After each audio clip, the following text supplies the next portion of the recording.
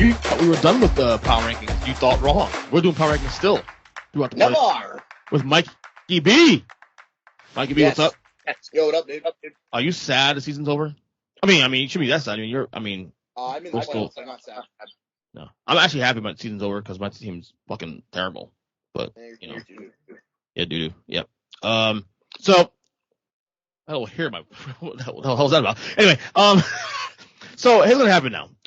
Normally we do top 10, bottom 5, all that. Now the NFL we have 14 teams to playoffs, so we figured, you know what? Instead of doing top 10, we're gonna rank all the 14 teams in the postseason right now, and then every week we'll do this. You know, next would be 8. There's a round.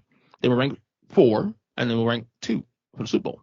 So, so we figured we'll rank all the 14 teams that are in the postseason right now, and we'll also do our final sad 5.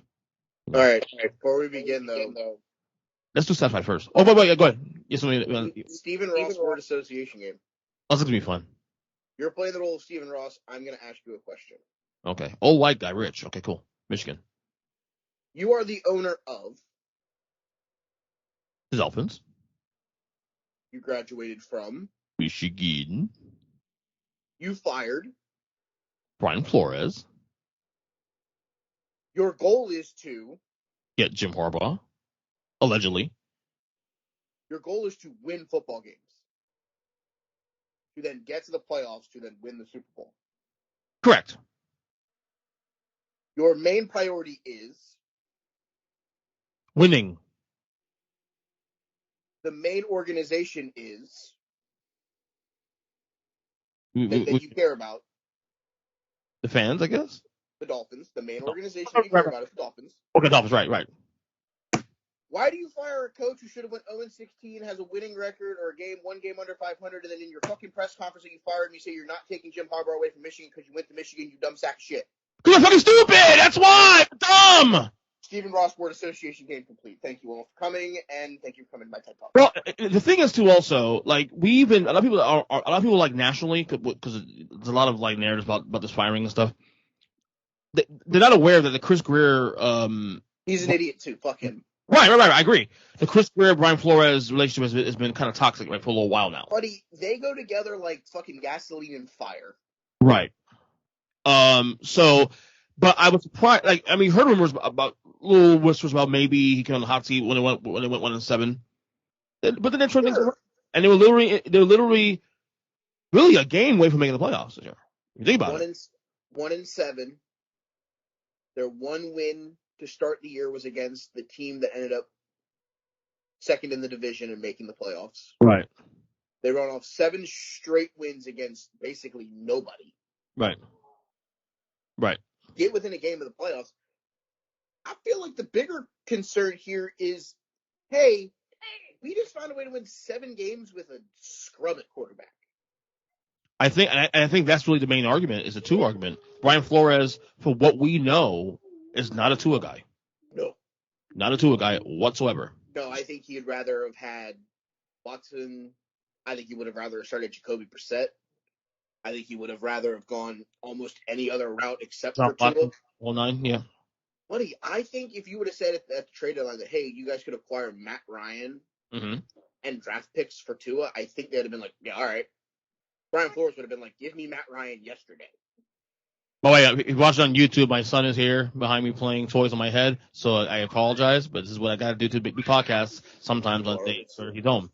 So, let's do the sad 5 first. Okay. Rest in peace to the 5 teams in our bottom 5 here. And let's go backwards. Oh, wait, no. Actually, no. Let's go 2032 still, because we still need to. That's actually more. Yeah. Let me look at my. Oh, here it is. Okay, cool. Let's go 28. 28, what you got? They knocked out the Indianapolis Colts. Give me Sunshine and the Jaguars. They finally did it.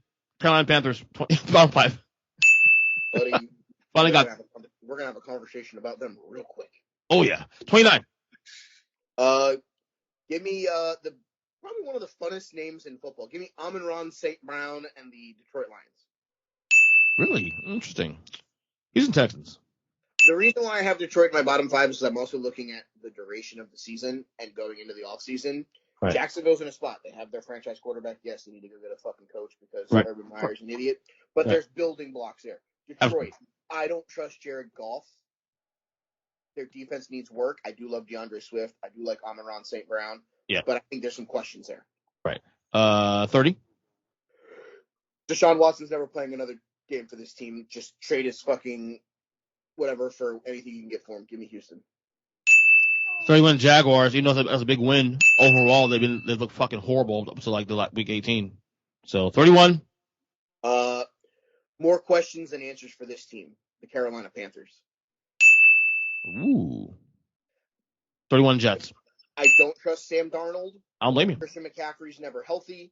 Their defense is not good. Matt Rule is a fucking question mark at the head coaching position. I think there's more questions than answers in Carolina. And the thing with Matt Rule too, also, this is a 7-year contract. This is year 2. Like, does Tepper really cut the cord? I doubt it, but I think he's a guy. Oh, he's got elbow dropped from the top rope. I saw that. And it's like, ooh yeah, you know what I'm saying? Go ahead. So all I'm saying when it comes to Matt Rule is I think Carolina's an organization, and they stuck with Ron Rivera for a really long time. Their ownership group is someone where when you sign a guy, like you have like a 5 to 7 year window where you're like, this guy needs this many years to turn over the roster, bring in who makes sense for him, et cetera, et cetera. Right. Carolina's an organization that will stay with whomever to fill that void, whereas a team like Miami presses the panic button for some reason, and yeah, I don't get it. So I went 31 Jets, of course, but they got a better future than the Giants though. 32. The goddamn Giants. Can we I don't want to think about this team in September next year. Seriously, the Giants. And then Joe Judge is awful. Daniel Jones is awful. Your defense is awful. You paid fucking Kenny Golladay top 5 wide receiver money to play 2 games, and Kadarius Toney was hurt all year. The 2 number 1 receivers that you have scored approximately as many touchdowns as me and you did this year. Yeah. We have bigger problems than fucking the coach. Yeah, and Gilman's retired yesterday. Joe Judge is still their head coach. I still think there's a chance that Joe Judge gets fired. Because if the new GM they get demands his own staff. It depends. The GM may get a Band-Aid this year where it's just like, you might move up your assistant GM for 1 more year and then go full in the next year whenever you can go get a couple of coaches. Because if Baltimore struggles and they fire Harbaugh, I would take him in a heartbeat. Right. Okay, here we go. Top 14. Here we go. Number 14. Who do you got? Give me the rapist. Ooh. The Steelers. Yeah. Ooh. But I got them there too. And to me, this is all about Mike Tomlin. End discussion. Mike Tomlin. This team should even be 500, much less. Honestly, what it is, and brutally honest, is the defense. Because that offense is not good. No, not at all.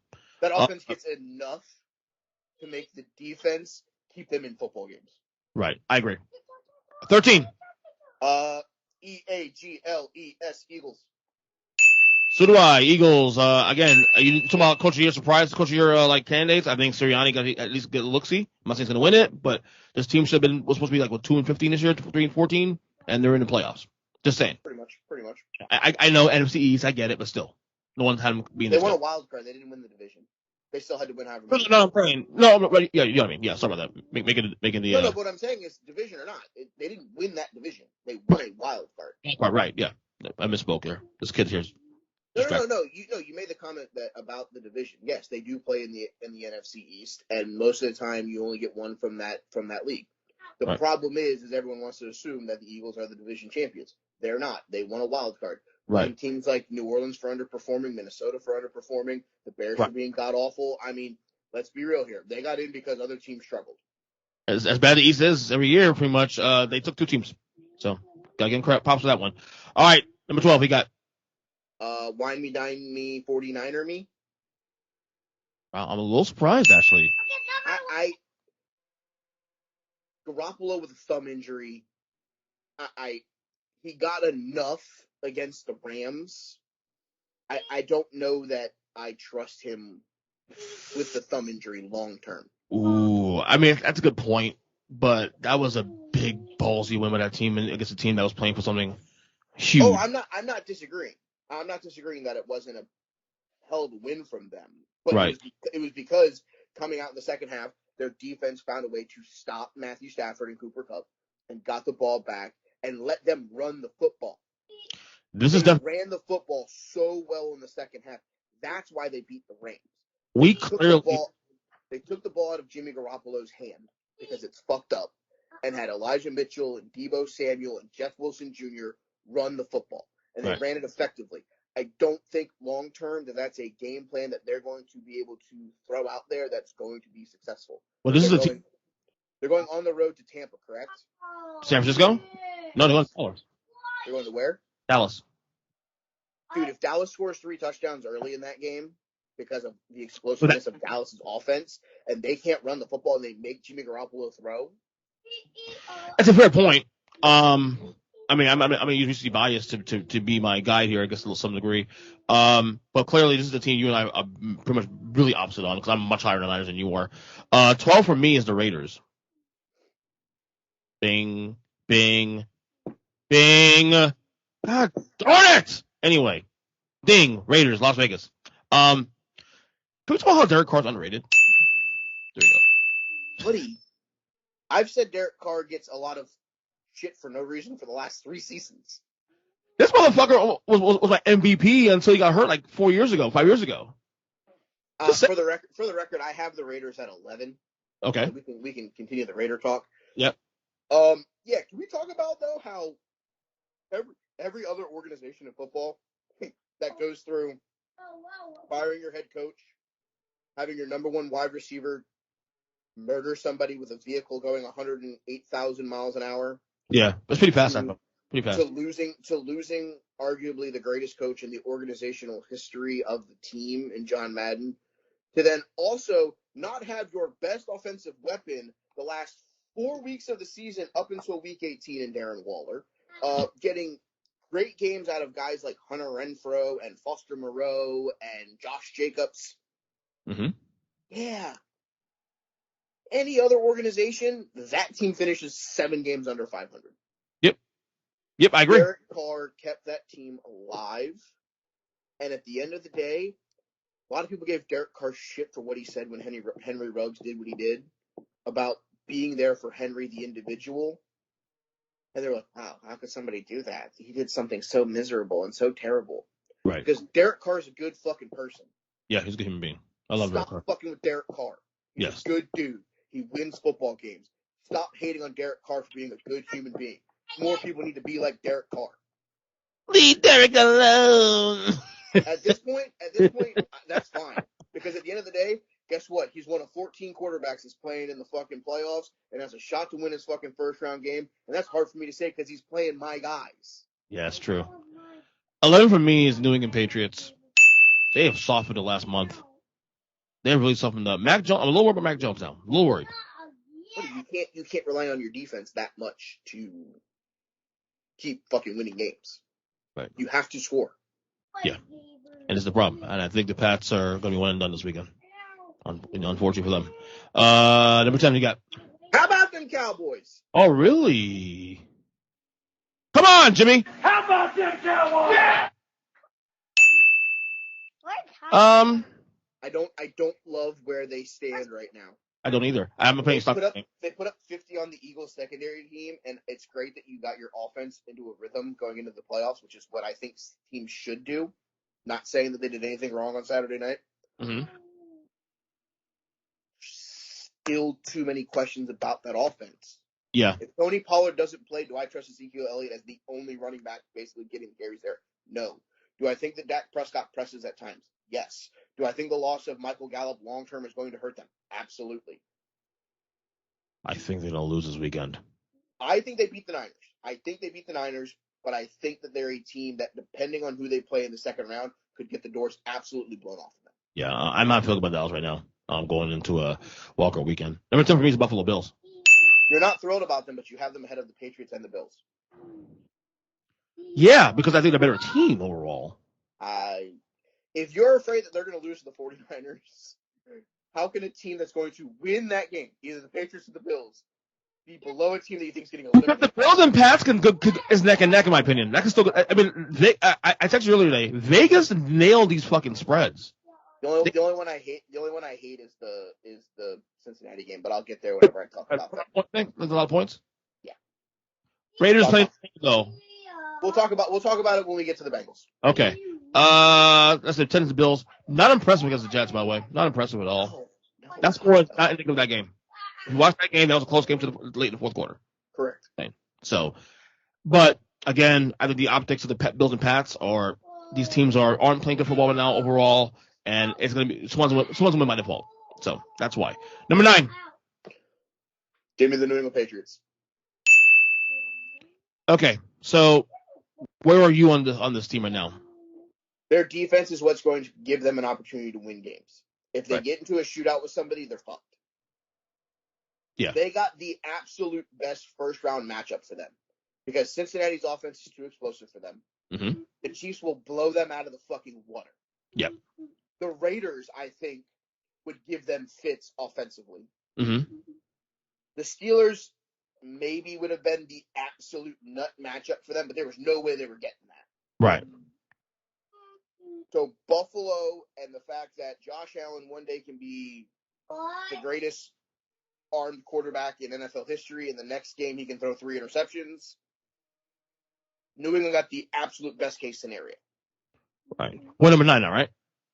Pats were my number 9 team. Okay, number 9 for me is. How about them Cowboys? Yeah! I'm concerned. I can't. And again, they play the Eagles secondaries. I can't use that game as we're feeling ourselves now. No, but it does help that they got into a rhythm. They did. It helped that they played that game at least the first 3 quarters because that offense started to get into a rhythm. Because here's the thing, they got that against Washington. Then they got their asses kicked against Arizona the next week. So again, it's 1 week great, next week what the fuck? 1 week great, next week what the fuck? Okay, no, not yet. So Dallas Cowboys number 9 for me. We'll see how they do against San Francisco. That's the game of the week in my opinion. Number 8, who you got? Nobody circles the wagon like the Buffalo Bills. Again, like I said, not an unimpressive win against the Jets, but I mean they got Josh Allen. I mean, let's see if they can figure it out this week. I'm more of a hey, they won the division, they did their job. I think that they're in a spot where they're going to be competitive if they get past New England with whoever they play in the second round, just based off of the fact that Devin Singletary's figured it out finally. Yeah. Josh Allen doesn't turn the ball over. They have a shot to stay with anybody that would be left in the second round. Right. Singletary playing well. Actually, it's a great time for them right now. They need that run. Absolutely.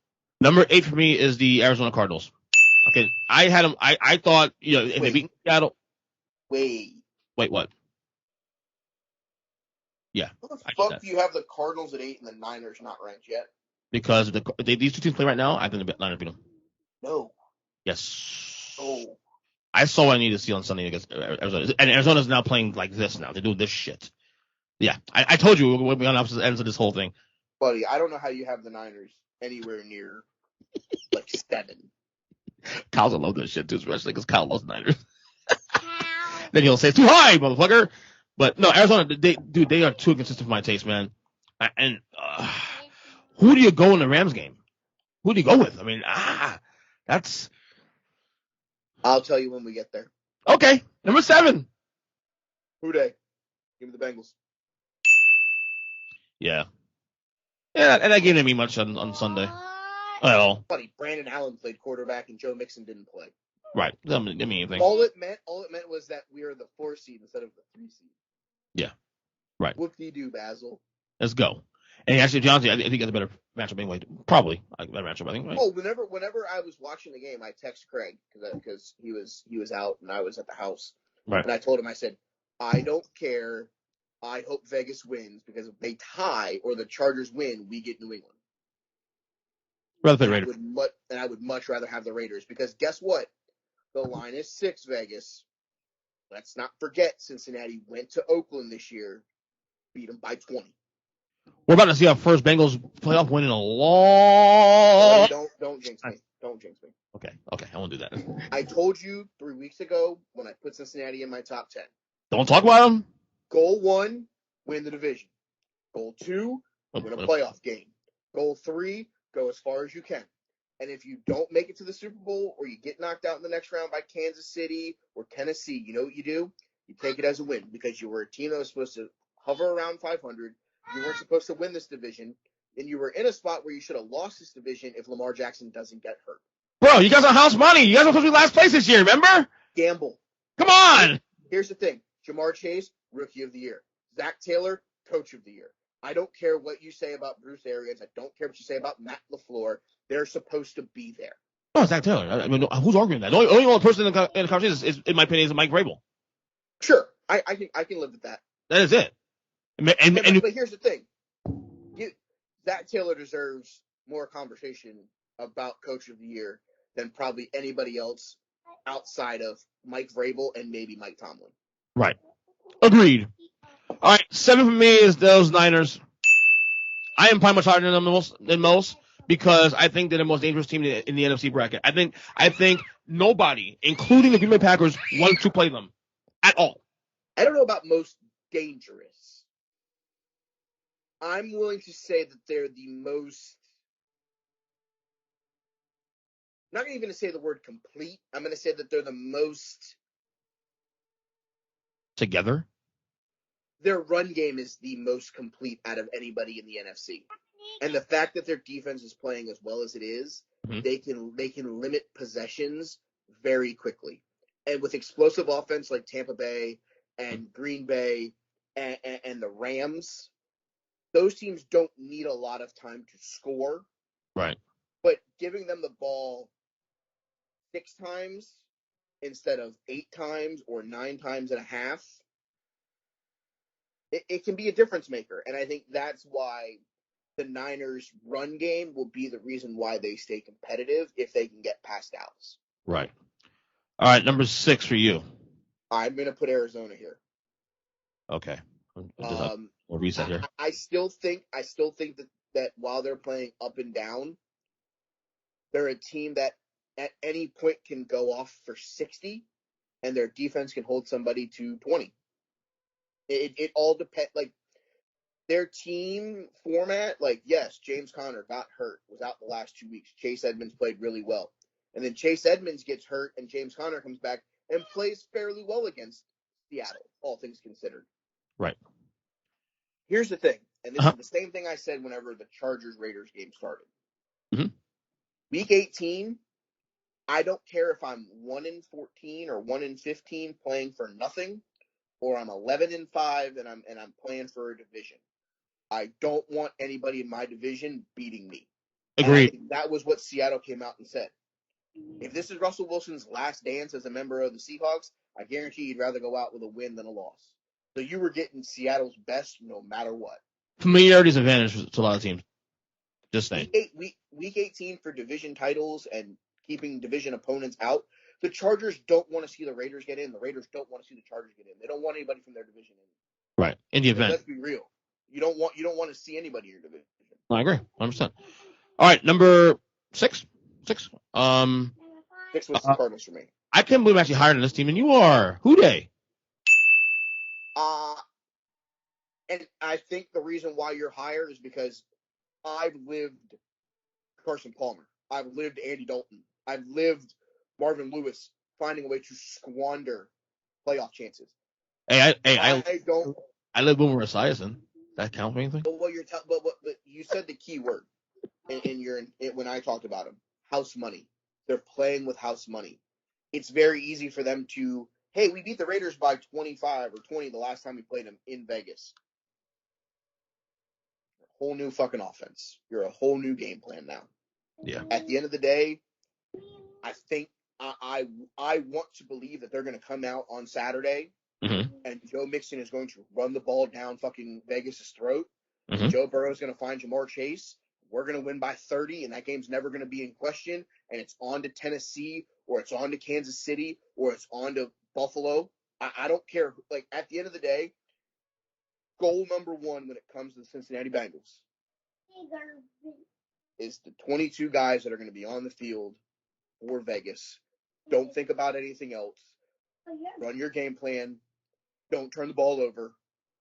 Get everything you can out of Joe Mixon. Right. And let the chips fall where they do. I'll tell you what, it was showing a lot of maturity if they can come out focused and win this game in the way they're supposed to, basically the same way they won it in Vegas a month and a half ago. So it'll show me a lot. All right, number 5. You did it. You fucking did it, didn't you? Who do you think I have here? Rams. Yep. Guess what? Me too. And you've said it all year. I've been the guy that hasn't hit the panic button on the Rams. It's time. It's not time. Ooh, Michael. It's time for everyone to stop with the fucking Matthew Stafford narrative. He is a top 5 quarterback out of the 14 teams that have qualified for the playoffs. I think, yeah. Rodgers, Mahomes, Brady. I'm ready to put fucking, what's his face, Burrow in there too, to be honest with you. But what I'm getting at is, if you look at the quarterback play that's going to be playing in the playoffs, there's maybe 4 that you would take over Matt Stafford right now. The question is Matt Stafford hasn't won a playoff game. Matt Stafford throws too many interceptions. Matt Stafford. It's a gunslinger. We get it. It's Sean McVay. He threw the ball 197 million times with Jared Goff at quarterback. Mm-hmm. It's not a Matt Stafford problem. It's a Sean McVay doesn't run the ball enough problem. Darrell Henderson, Sony Michel. Like a bounce. Returning Cam Akers.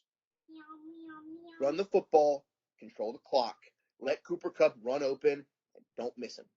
The loss of Robert Woods has hurt this team immensely. They've looked bad throwing the ball at points without Robert Woods on the field. And it's not a slight on Cooper. It's not a slight on Odell Beckham. It's not a slight on Tyler Higbee. It's the fact of the matter is that Robert Woods is a vertical threat that keeps the middle of that field open for guys like Cooper Kupp and Higbee to run against fucking linebackers. And at the end of the day, you don't have that. Odell Beckham has done a great job as a member of the Rams of trying to fill in for Robert Woods. But you have a defense that is as good as theirs. Jalen Ramsey, Aaron Donald. Mm-hmm. You had an opportunity to step on the throat of a division rival and keep them out of the playoffs. You let them run the ball down your throat. Mm-hmm. This isn't an offensive problem with the Rams anymore. Ooh. You're paying all those guys on defense. Time for them to step the fuck up. Yeah, I'm with you. You said it better than I did, honestly. And I think the Stafford thing is a little overblown, in my opinion. Yes, he does a lot of picks, but I think the lack of balance definitely is a thing. I actually tend to agree with you on that one. All right, number 4. Chiefs. You knocked down one spot, you won in Denver? You like what you saw, did you? Buddy, they looked god-awful. Buddy, they looked god-awful against Drew Lock. I know, you're right. No, they look pretty awful. They have no run game. Good. And the Hilaire injury, if he's not back for the playoffs, that could be something we look at. Dude, Williams and McKinnon scared nobody.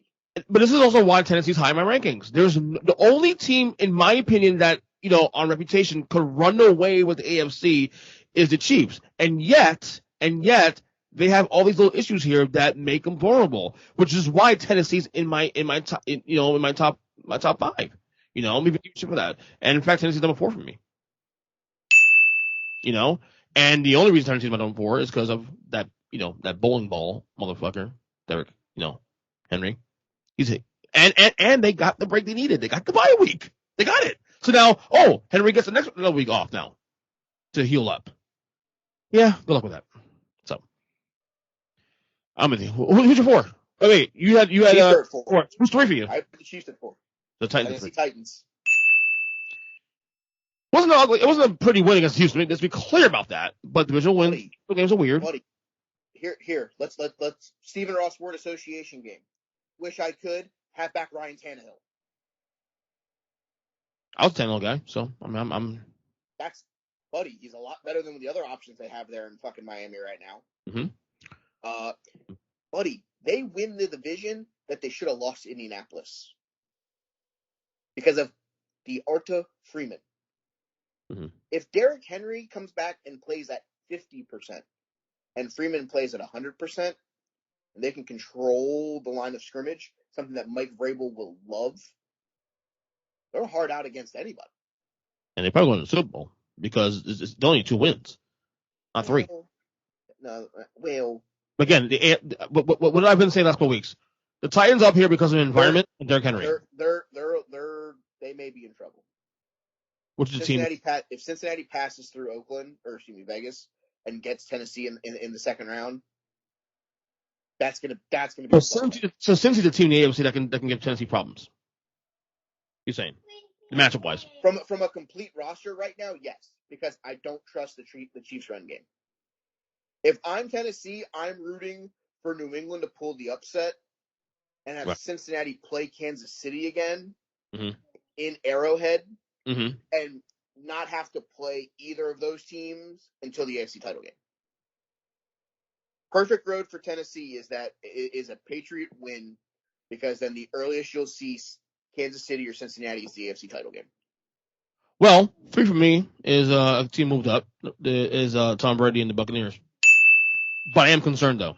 I am concerned. That's not what I'm shaking. That's not what I'm shaking my head at. Oh, what are you shaking your head about? I have the Buccaneers too, so I'm shaking my head at the fact that you have found a way to put the Chiefs in your top 2 when they don't have a bye. They look god awful against fucking Denver, and they have no run game. Well, according to Big Jim, they're my favorite team of all time. So, buddy, they could be your least favorite team of all time. I don't understand how you realistically can look at that roster right now and go, you know what? Fuck it, they're the best team in the AFC. Because Pat Mahomes, motherfucker, that's why. And I can be proven wrong. Pat Mahomes 2 weeks ago looked like me playing quarterback against Cincinnati. He looked even fucking worse against Denver. By the way, his brother's an asshole, for the record. Fuck his. You see him on Saturday? Buddy, I hope his brother gets hit by a nuclear warhead. Ever since he fucking danced on the fucking memorial of Sean Taylor in Washington, that kid can go fuck himself. There's the fucking shit with the bar, and now this crap. Fuck him. Buddy, you're talking about a guy who grew up in Virginia. Lived in Virginia when Sean Taylor was murdered. Right. Watched him multiple times at FedEx Field. And you have the fucking audacity to dance on his fucking memorial and go, I didn't know. Go fuck yourself. Yeah. I'm with you. So 2 for you is the Bucks. 2 for me, the Andy Reid Kool-Aid Man. And the Chiefs and all that. Number 1's obviously easy. Ron Rodgers. Charles Rodgers. Packers also 2, number 1. This is actually easily our longest power rankings podcast we've done this year. Yeah, because we're breaking on everything. We're breaking it down, motherfucker. And we're go. I'm gonna give my formal predictions because I know you do your gambling. Go. Give me Rams, Cowboys, Buccaneers. In the NFC. In the AFC? Chiefs, Bengals, Bills. I like it. The only one I disagree with you on is the Cowboys one. I think San Francisco wins that game. I think I don't like what I see. That's the match If they don't run the ball effectively, though, they're putting themselves in a bad spot. True. I agree with you on that one. So, anyway, Mikey, we'll see you Thursday on the Take the Wrestling podcast as we're doing this week a watch along, right? Of a Royal Rumble 1992, the Ric Flair moment. Yep. Arguably considered the greatest Royal Rumble of all time, arguably. Tear in my eye. Yeah. With a tear in my eye! This is the greatest moment of my life. Really? Yeah, Charlotte and 8 kids. What are we talking about? Anyway, and we're going to do our town hall meeting on hashtag fuck Bret Hart because our good friend Big Jim James, he's coming on the show. He's gonna be able to rebuttal you and Joe's fucking crazy. I might be making an appearance on their podcast. At least I'm giving them my rankings. I don't know yet. We'll see. I'll talk to Jim this week. Hashtag fuck Bret Hart. Follow me on Twitter at They Call Me Burn. Follow the show if you're a wrestling fan at Take 3 Wrestling Pod. Or no pod at the end, just at Take 3 Wrestling. I don't know what the fuck. My head's all over the place. A lot of Jim this week too. We're gonna have a lot of Jim this week. I'm on his show tonight. You've been on our show on Thursday. You're gonna be on his show Thursday. I might be on his show Thursday. We'll see. So, a lot of Jim. Yeah. So other than that, enjoy this week. We'll see you guys next week where we go over the last 8 teams remaining, and Funnel this thing down until we host a Super Bowl champion. It's going to be fun. We'll see. Anyway, buddy, we'll talk soon. Later, bud. Later.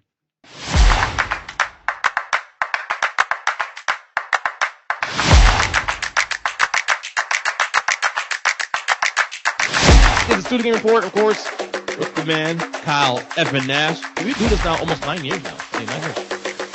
Yeah. It never gets old with me, doesn't it? Hey, listen, you've gotten better. Iron sharpens iron, and I definitely have gone to. Speaking of iron sharpens iron, I don't know. Maybe the Texans were sharper playing against those Titans. Boy, howdy. You know what? All you people last week who gave EJ and I crap about how great the Titans were, whoo, I'll tell you, you served us like we were in a dance competition, and I had a broken leg, Titans fans. Woo! Oh, yeah. Super Bowl. If you guys don't know what Kyle's referring to, I put a 5-minute clip of our conversation last week about the Titans on the Your Speaking Media YouTube page. Check it out, of course, on the YouTube, Your Speaking Media. And a bunch of fucking Titan fans just came ramming through the comment section and calling us clowns and all this. I don't mind being called a clown, but like I supplant time with my family to watch games, and these morons want to try to tell me I don't watch games. Yeah, true.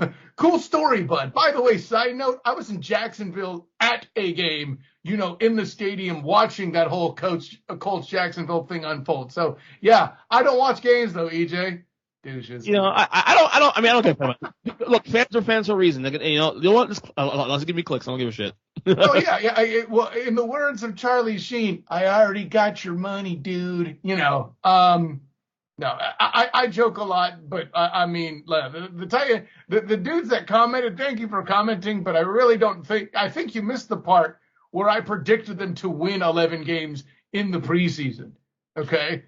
Just because I don't think your team's going to win the Super Bowl doesn't mean I think they're necessarily bad. Overrated is not bad. Right. Now, I will say I am queuing up those same Titans fans on that page, because when the Titans lose divisional weekend to whoever they play, I will be queuing up the responses immediately after. Yes, but remember, you're not allowed to use gifs of The Rock, FSU fan. I hate you. I hate you. Anyway, we'll get to NFL. So we got a lot of NFL things to talk about today. This might be one of our longer reports because we got obviously the playoffs around next week, and we got a lot of coaches fired and still in the hot seat, and a lot of things to talk about.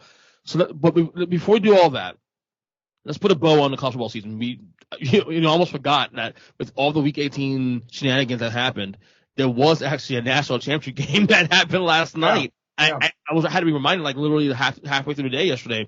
That's one of the things I hate about, the only bad thing about the playoff I don't like is that you have the bowl season, you got the hype of the New Year's games and stuff, and then you have to wait 12 days for the next one, and then it's like you forget about it, so.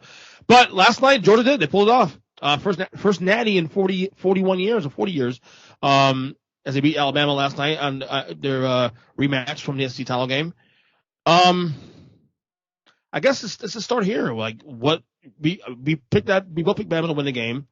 Our feelings was that there was nothing we saw from the SEC title game that made us believe that anything could be different. Closer game, yes, but I didn't see that coming. Well, and that's the thing about it too.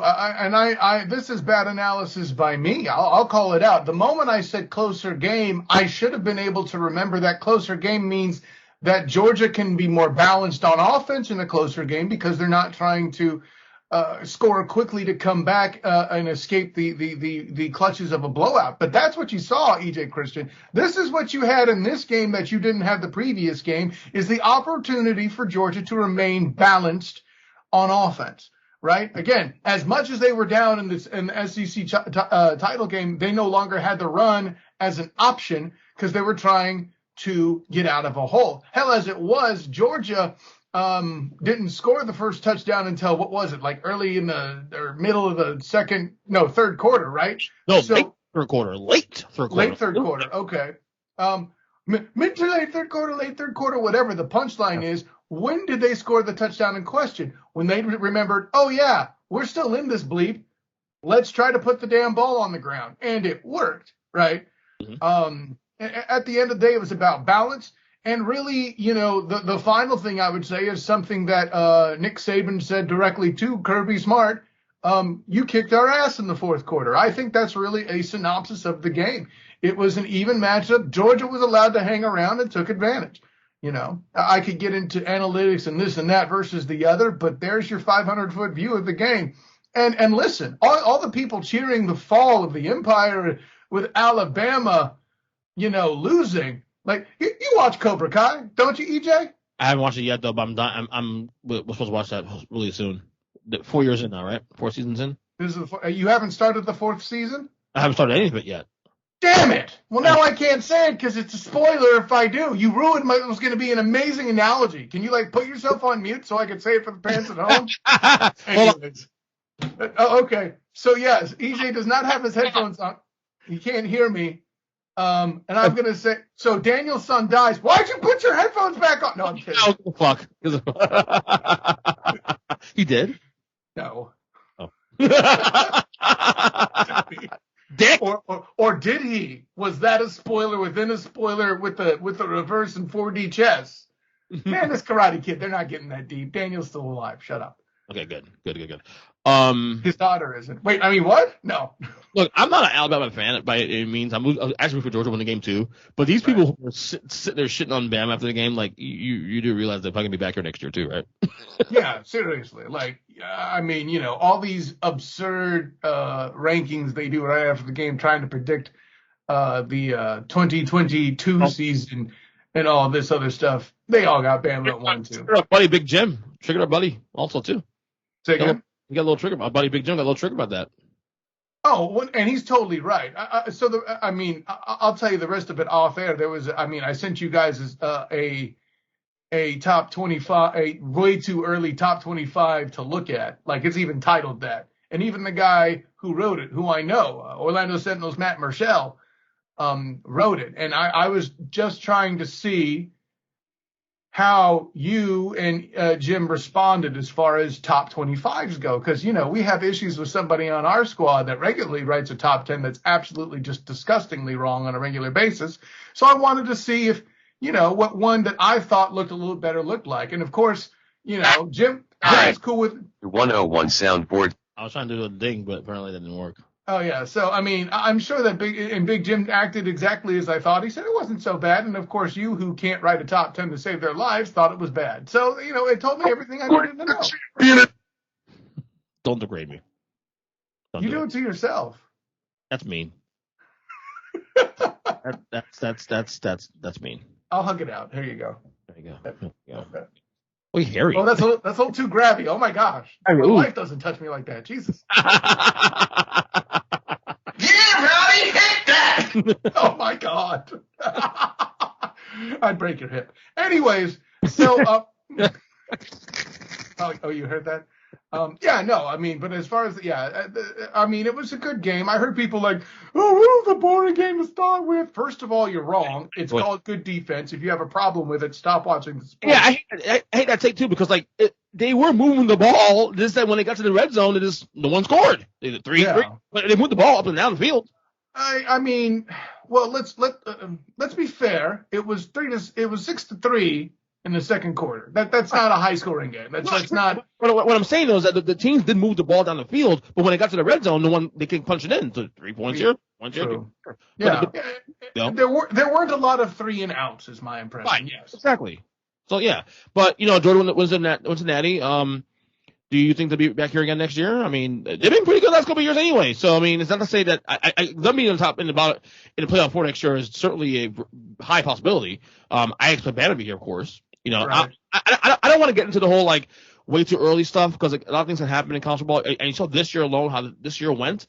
Since he got in, since he got in, Michigan broke through finally to Ohio State. So I don't think it's actually worth diving into right now what teams will crack the top 4 next year, because I think the only guarantee for me personally is Bama's getting in, and everybody else will figure it out. That and all the strange psyche and drama of the transfer portal and the NIL and how that's currently transforming the sport. Yeah. Exactly. So, once again, congratulations to the Georgia Bulldogs on their first national title in 40-ish years, 40, 41 years. I don't know what the number was, but yeah, since Herschel Walker, right, I believe. I mean, I'll put it this way. I'm wondering whether or not I was alive when they did it. No, they were alive. It was definitely 80 or beyond. I was born in 80 as well. Oh, 80. Well, no, I was born in 79. So I was alive, but I wasn't wiping my own butt. I know that. Yeah. You do that now? I'm joking. Anyway, that's unless she asks me not to. Anyways. Oh, wow. Okay. I poop too much. Anyway, so let's get to the NFL. We had a Black Monday. Yes. We also had a great Sunday. A great Sunday, yes. Yeah. Well, I need to stop here too. For all the movement there was, EJ Christian, I feel like Black Monday felt incomplete. It did, because there's still a lot of guys pending. We're still waiting to hear decisions on certain guys, which we'll get to in a second. I think what we'll do, we'll get to that with the playoff teams that didn't make the playoffs. We'll probably touch on that, like the Pete Carroll, Seattle, all that. We'll touch that in that bracket of things. Saturday, we get Vic Fangio fired by the Broncos. You were actually more pessimistic about you actually more. What was it, 75%? You said it is a high possibility of him happening. I adjusted a little bit because I didn't realize his contract was actually one more year in his contract. And typically coaches that have 1 year in a contract, you don't want the the 1 year limbo thing going on and all that. So, but they go Fangio, Fangs. Thoughts? Agree to disagree with that? I mean, he's obviously scapegoated here. I mean, I don't think anything he was doing was the problem per se. But if you really, here's what you know what the problem is, EJ? Everybody else in the division is good, or at least playoff contending, and they are not. That's never going to be a good look. And if you're in a position, it's like I said on the Huddle Up podcast when Big Jim asked us about it, that if your hands are at the mercy of the GM and ownership, you're already at 50. The highest you can be is 50%, right? Right. Or excuse me, the best chance of staying is 50%, I should say. All right. Lame duck was the word I was looking for earlier. Lame duck. Yeah. But I mean, do you agree or disagree with it? I don't. I mean, it's hard for me to pick which side of the fence, really. I mean, from the standpoint I gave you, if you feel like your franchise is in that much trouble, I'm okay with it. There are firings that make less sense to me than this one in this round, and I'm sure we'll get into that later. But I mean, like I said, if they're at the bottom of the division and it doesn't look like they're anywhere close to recovery, so I think it's actually kind of impressive that in that division they can still win 7 games, considering the quality of teams in that division, especially this year. Quality of teams in division, true, but again, we've talked about that schedule. That is if your number is inflated and you can't even get to a winning record, yeah, it's a problem. Right, that's what you're saying. All right, next guy here, of course, we will do agree disagree as well. Matt Nagy. Complete disagreement. Okay. Now, the Bears fans got this guy fired. This is a human being who got Mitchell Trubisky into the playoffs more than once. I shouldn't need to say anything else. Yeah, I do agree. There's a case to be made that he deserves at least 1 more year. But the fact that they also fired Ryan Pace tells me, the GM tells me that this is not just one guy. It's a complete overhaul in general. So yeah, now, even still, let's say it's an overhaul. At the end of the day, I want the guy that's good at getting in young, struggling quarterbacks in the playoffs because that's what the bleep I have right now.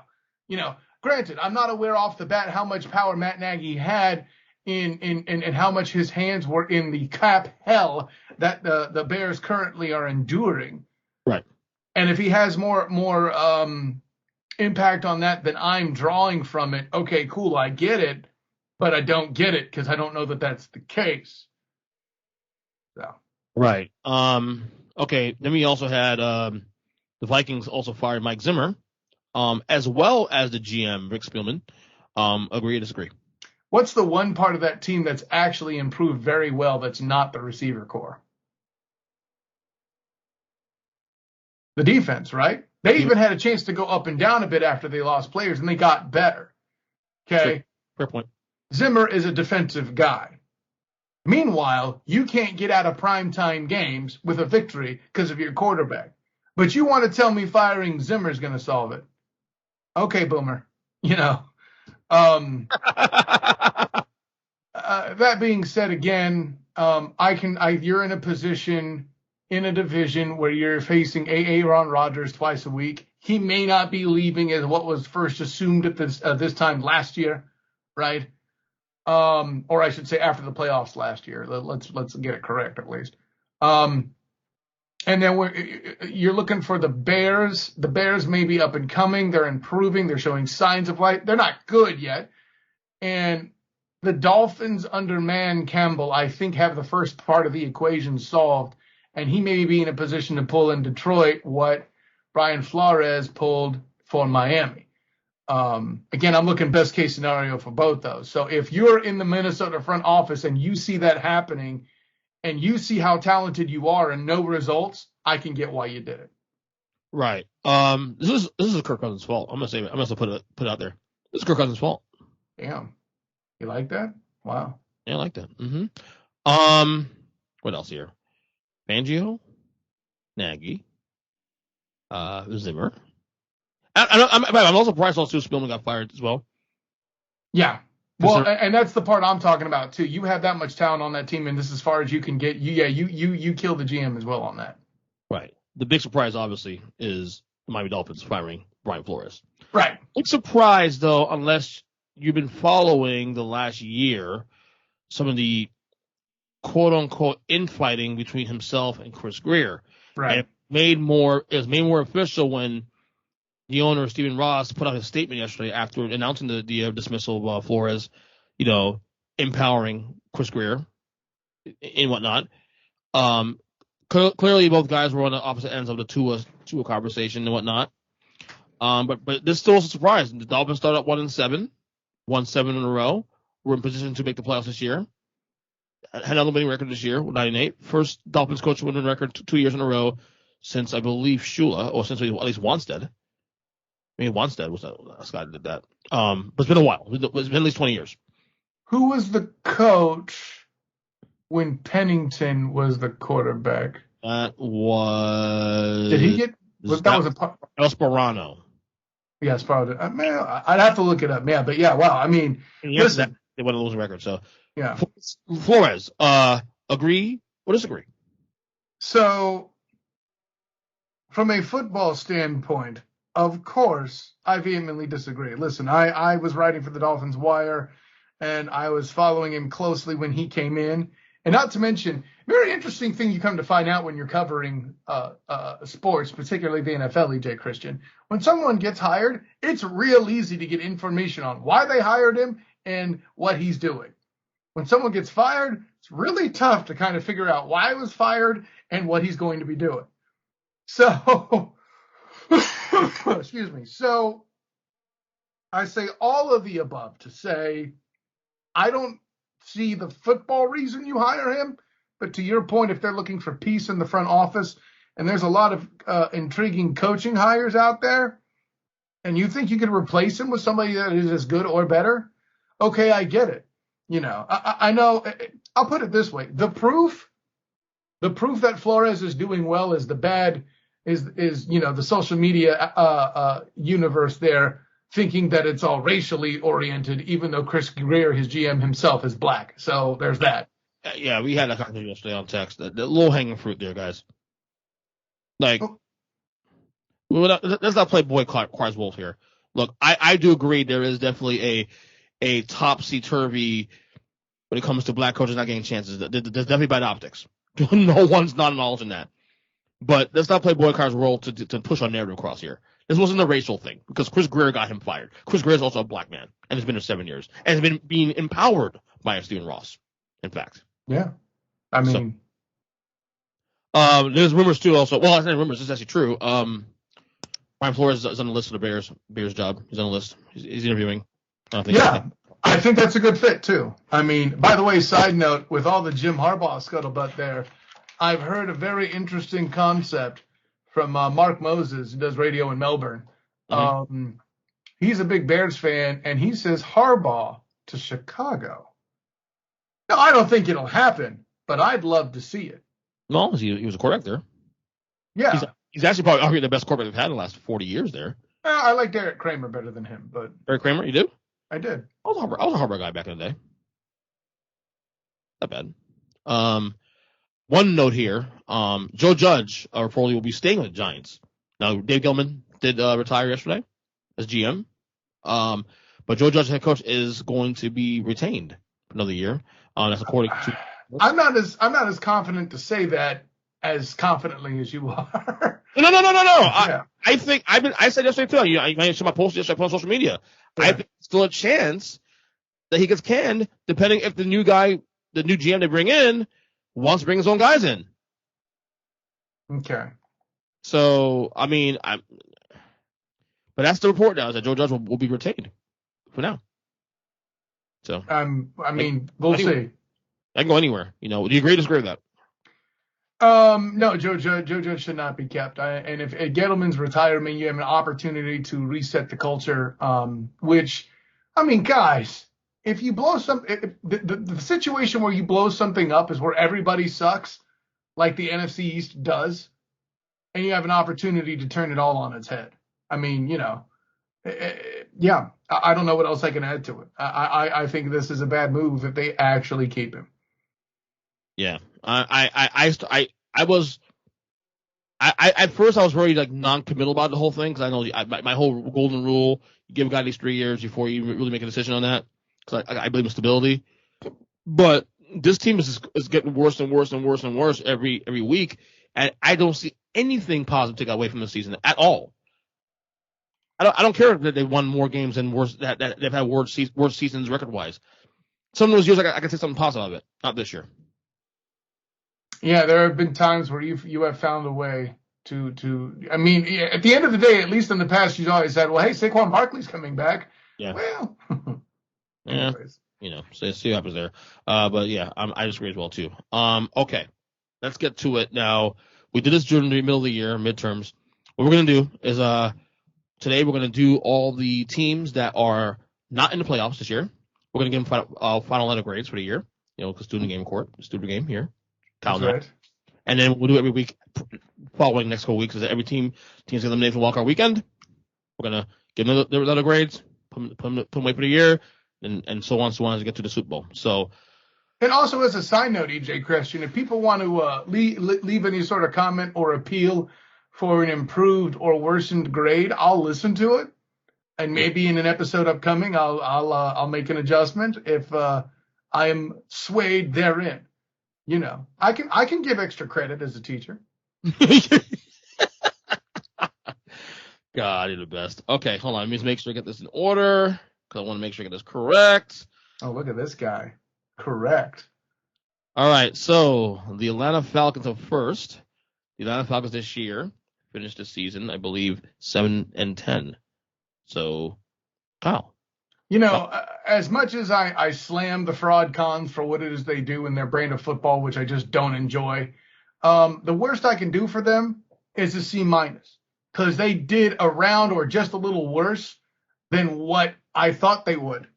They weren't that fraudulent this year. Sure, my good friend Danny Parsons is still angry about the fact they didn't draft Micah Parsons. I get it. But because they need the defensive help. You mean Danny Thompson? Yeah. Is it Danny Parsons? Well, might as well be Danny Parsons, the way he was so high and in love with the Micah Parsons concept of him in Atlanta. But yeah, Danny Thompson, right. Yeah, I'm with you. I think a C is also right, because they actually were a little better than we thought they were going to be this year. No, they were below. Did I have them at? Actually, you said. I don't remember if I had them at 5 wins or 7 wins. You know what? I'll just make it an even C, and we'll leave it at that.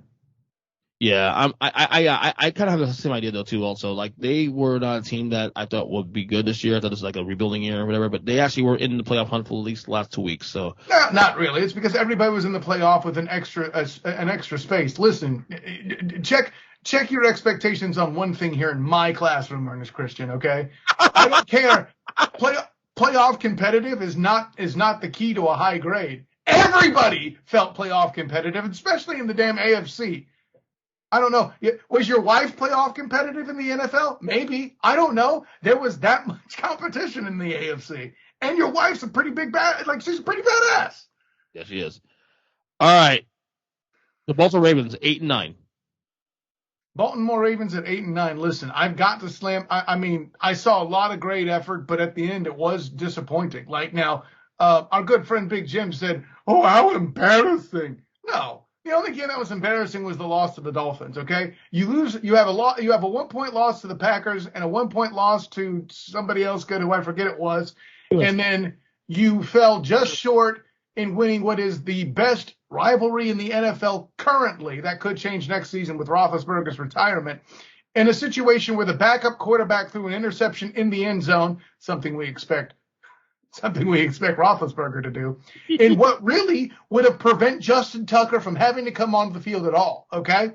The Christmas cards next year need to go to Huntley. If you are a Pittsburgh Steelers fan. I'm not saying Huntley's a bad quarterback. I'm saying he had the mistake that gave the Steelers that game. It's unfortunate. Props, of course, to TJ Watt for getting the record and all that stuff.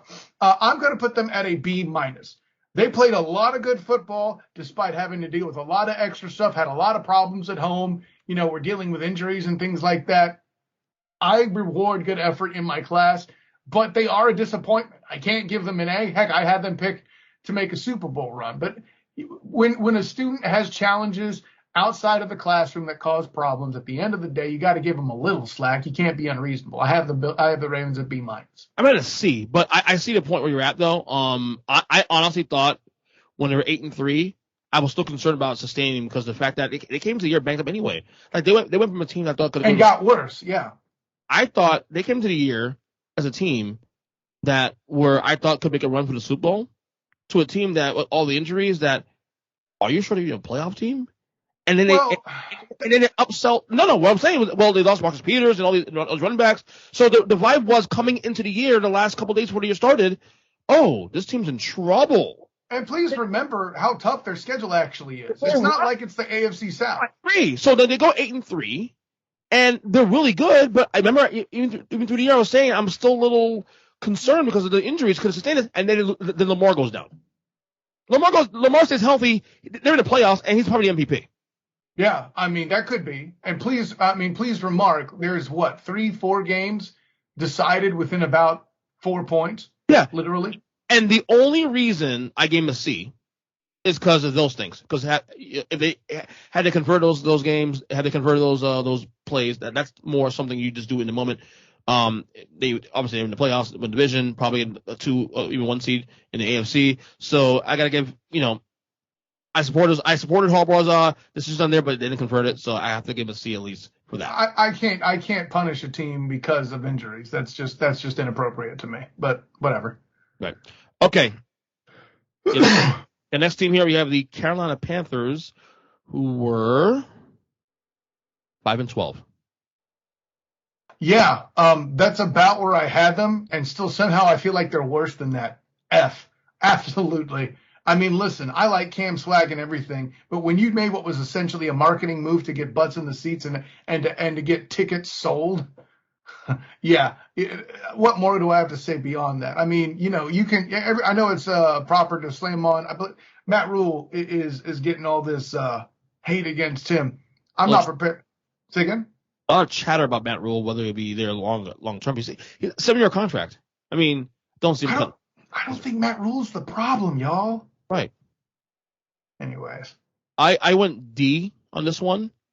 Once they lost McCaffrey, the wheels came up. The wheels came up immediately. Now they obviously fell apart, like complete fell apart, like by week 6, week 7. Remember, they started 3-0. Against who? Exactly. No, I get it, but they started 3-0. And there was some hype about this team being decent coming to the year. Their overall number was 7 this year coming to the year, which I felt was kind of high in the first place. Right. And why it was so high, Well, the problem, the reason why you got a number A that's so close to the middle and B, while it was so air quotes high, is because their ceiling was pretty good. If Darnold works out and he breaks out like many people told us he allegedly would, then we're having a different conversation. This is going to be a B level team. But that didn't happen here. And that was one of several things that they called incorrectly. And you keep, and listen, of course, run CMC is a factor, okay? But at the end of the day, if they had McCaffrey, would they have won any more games to speak of? I don't think the answer is yes. Maybe one or two more. Maybe one more. And they went on more. They're still below expectation that you set there. This is why I put them in D. And then over and above that, I'm not convinced they do it. That's why they're at F. Right. Okay. We have the Chicago Bears, who are 6-11. Yeah. I believe I had them winning 5 games. And I was one of these that figured inevitably that their new rookie starter would come in and take the place of Andy Dalton. I was right. And there were some bumps and bruises in the road, but you started to see a little bit of positive movement. Heck, they did enough to at least fool Big Jim of the Huddle Up podcast into putting him in the top 10 at one point. But this team, I'm going to have to give them a C-. This is still a bad football team that needs a lot of work, but they're currently meeting expectation, and they're in a situation where I feel like improvement could be coming next season, especially in the division they're in, right? If the Vikings are on a downtrend and the Lions continue to be the Lions, and our hope that Matt and Campbell helps get the North right there with the Lions, you know, if the worst case scenario happens for those franchises, the Bears could slide back into the number 2 team in the division. So there you go. Trubisky or whatever the hell his name is, or I gave him a D. There was a chance for them to really be the number 2 team in that division, and they failed. There was an opportunity to do that, and they failed. They were actually somewhat solid at the start of the year. Beat the Bengals and a couple other, they were like, I think, 3-2 one point. And it said at one point, Big Jim had number 10 in his rankings. That was mostly a joke, but. Yeah, but I'm saying, but then they fell apart like fast. Not as big a joke as your top 10. Anyways. Wow. You dick. Wow. Wow. You disrespectful, stupid idiot. Anyway. But yeah, this is one. I mean, the way that was a fail. It was a bit of a failure this year. Yeah. A lot of work to be done. I'll give him a D. Not quite an F though, but a D. Definitely a lot of work to do. We'll see who they hire as head coach next. I said they got Brian Flores lined up, and I saw Doug Peterson also taking an interview as well too. So, wow. So far, your gradings, you're all about the D. Yeah, all about the D. Yeah, shut up. I'll just changing very soon. Next team here, Cleveland Browns, who were also 8-9. God, it feels like they're worse than that, though, doesn't it? I'll spoil it here. They got an F. Wow. F. Wow. This team was literally a team I had as many had as a conference championship team. Okay, hold on.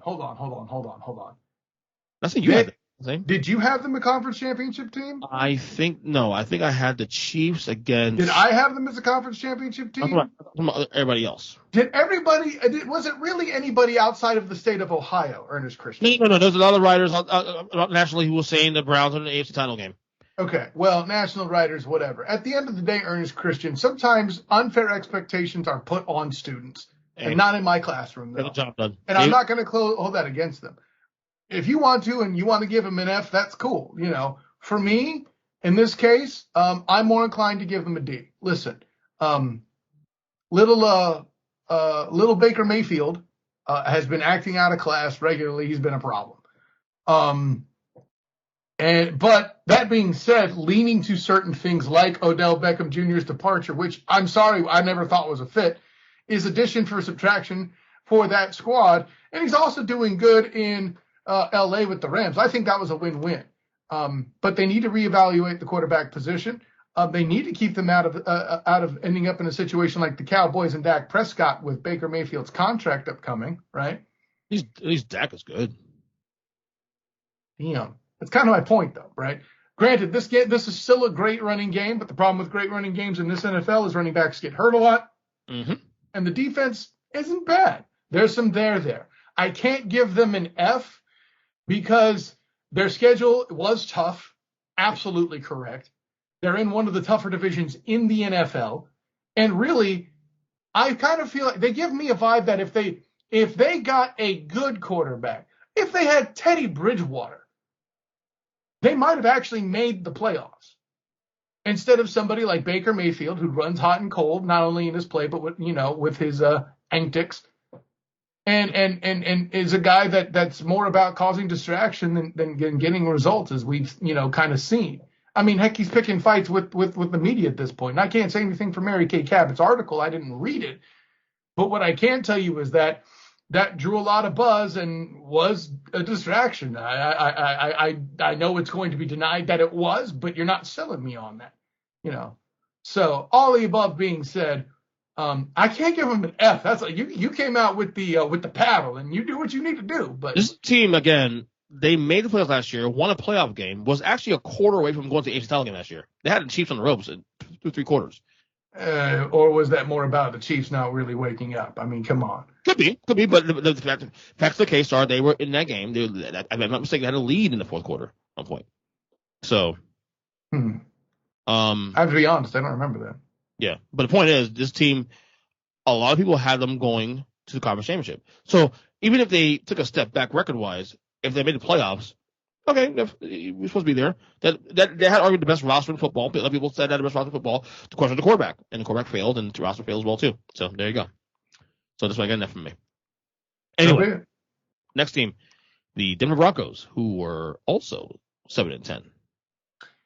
The Denver Broncos. I didn't steal one from Jim, unfortunately. You don't need to. I'm voice acting. Thank you, buddy. He's acting. It's like Team America. Durka, Muhammad Jihad. Anyways, no, man. So especially with the Fangio firing. Try saying that 5 times fast. Fangs. The firing of the Fangs sounds like a great vampire novel.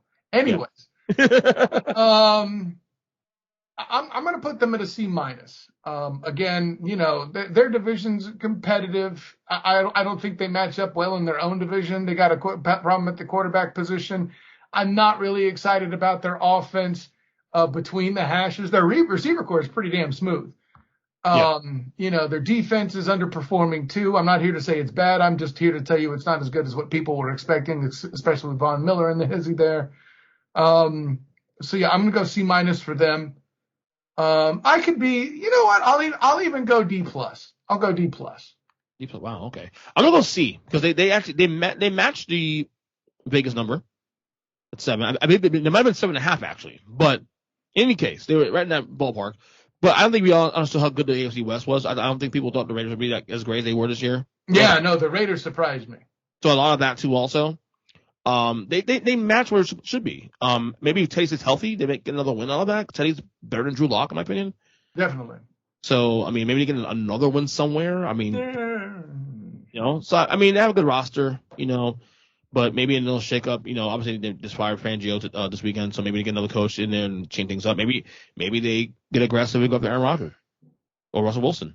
You're assuming Aaron Rodgers is going to leave Green Bay, which I don't think we can do like we did this time last year. Well, Russell Wilson too, especially because if you believe the rumors about his list of teams that he'd like to go to drop his no trade clause for, the Broncos were on that list.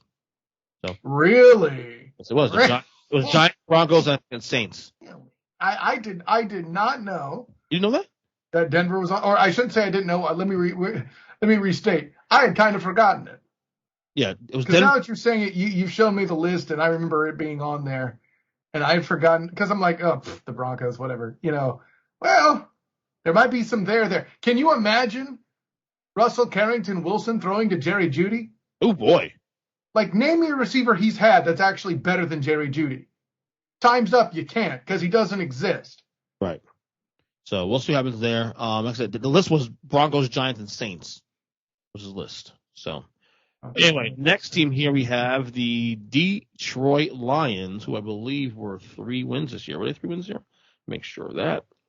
Yeah, 3-13. 3-13-1. I mean, the expectations were pretty low on this team. I'll tell you what. I'm not going to give them an A for effort, but I'm going to give them a D for doing. I can't give them an F because, damn it, This is a scrappy team. This is a team that busts their behind and does things, and you think that they're gonna win, and then they don't. But but at the end of the day, like, this is a team that could have just as easily had 6 wins as 3, and that's still not very impressive. but 6-10 is still a garbage year. But I see if the Lions have a good draft, that could change. I don't know what they're going to do about their quarterback situation. I really think they took a severe downgrade with Matt Stafford.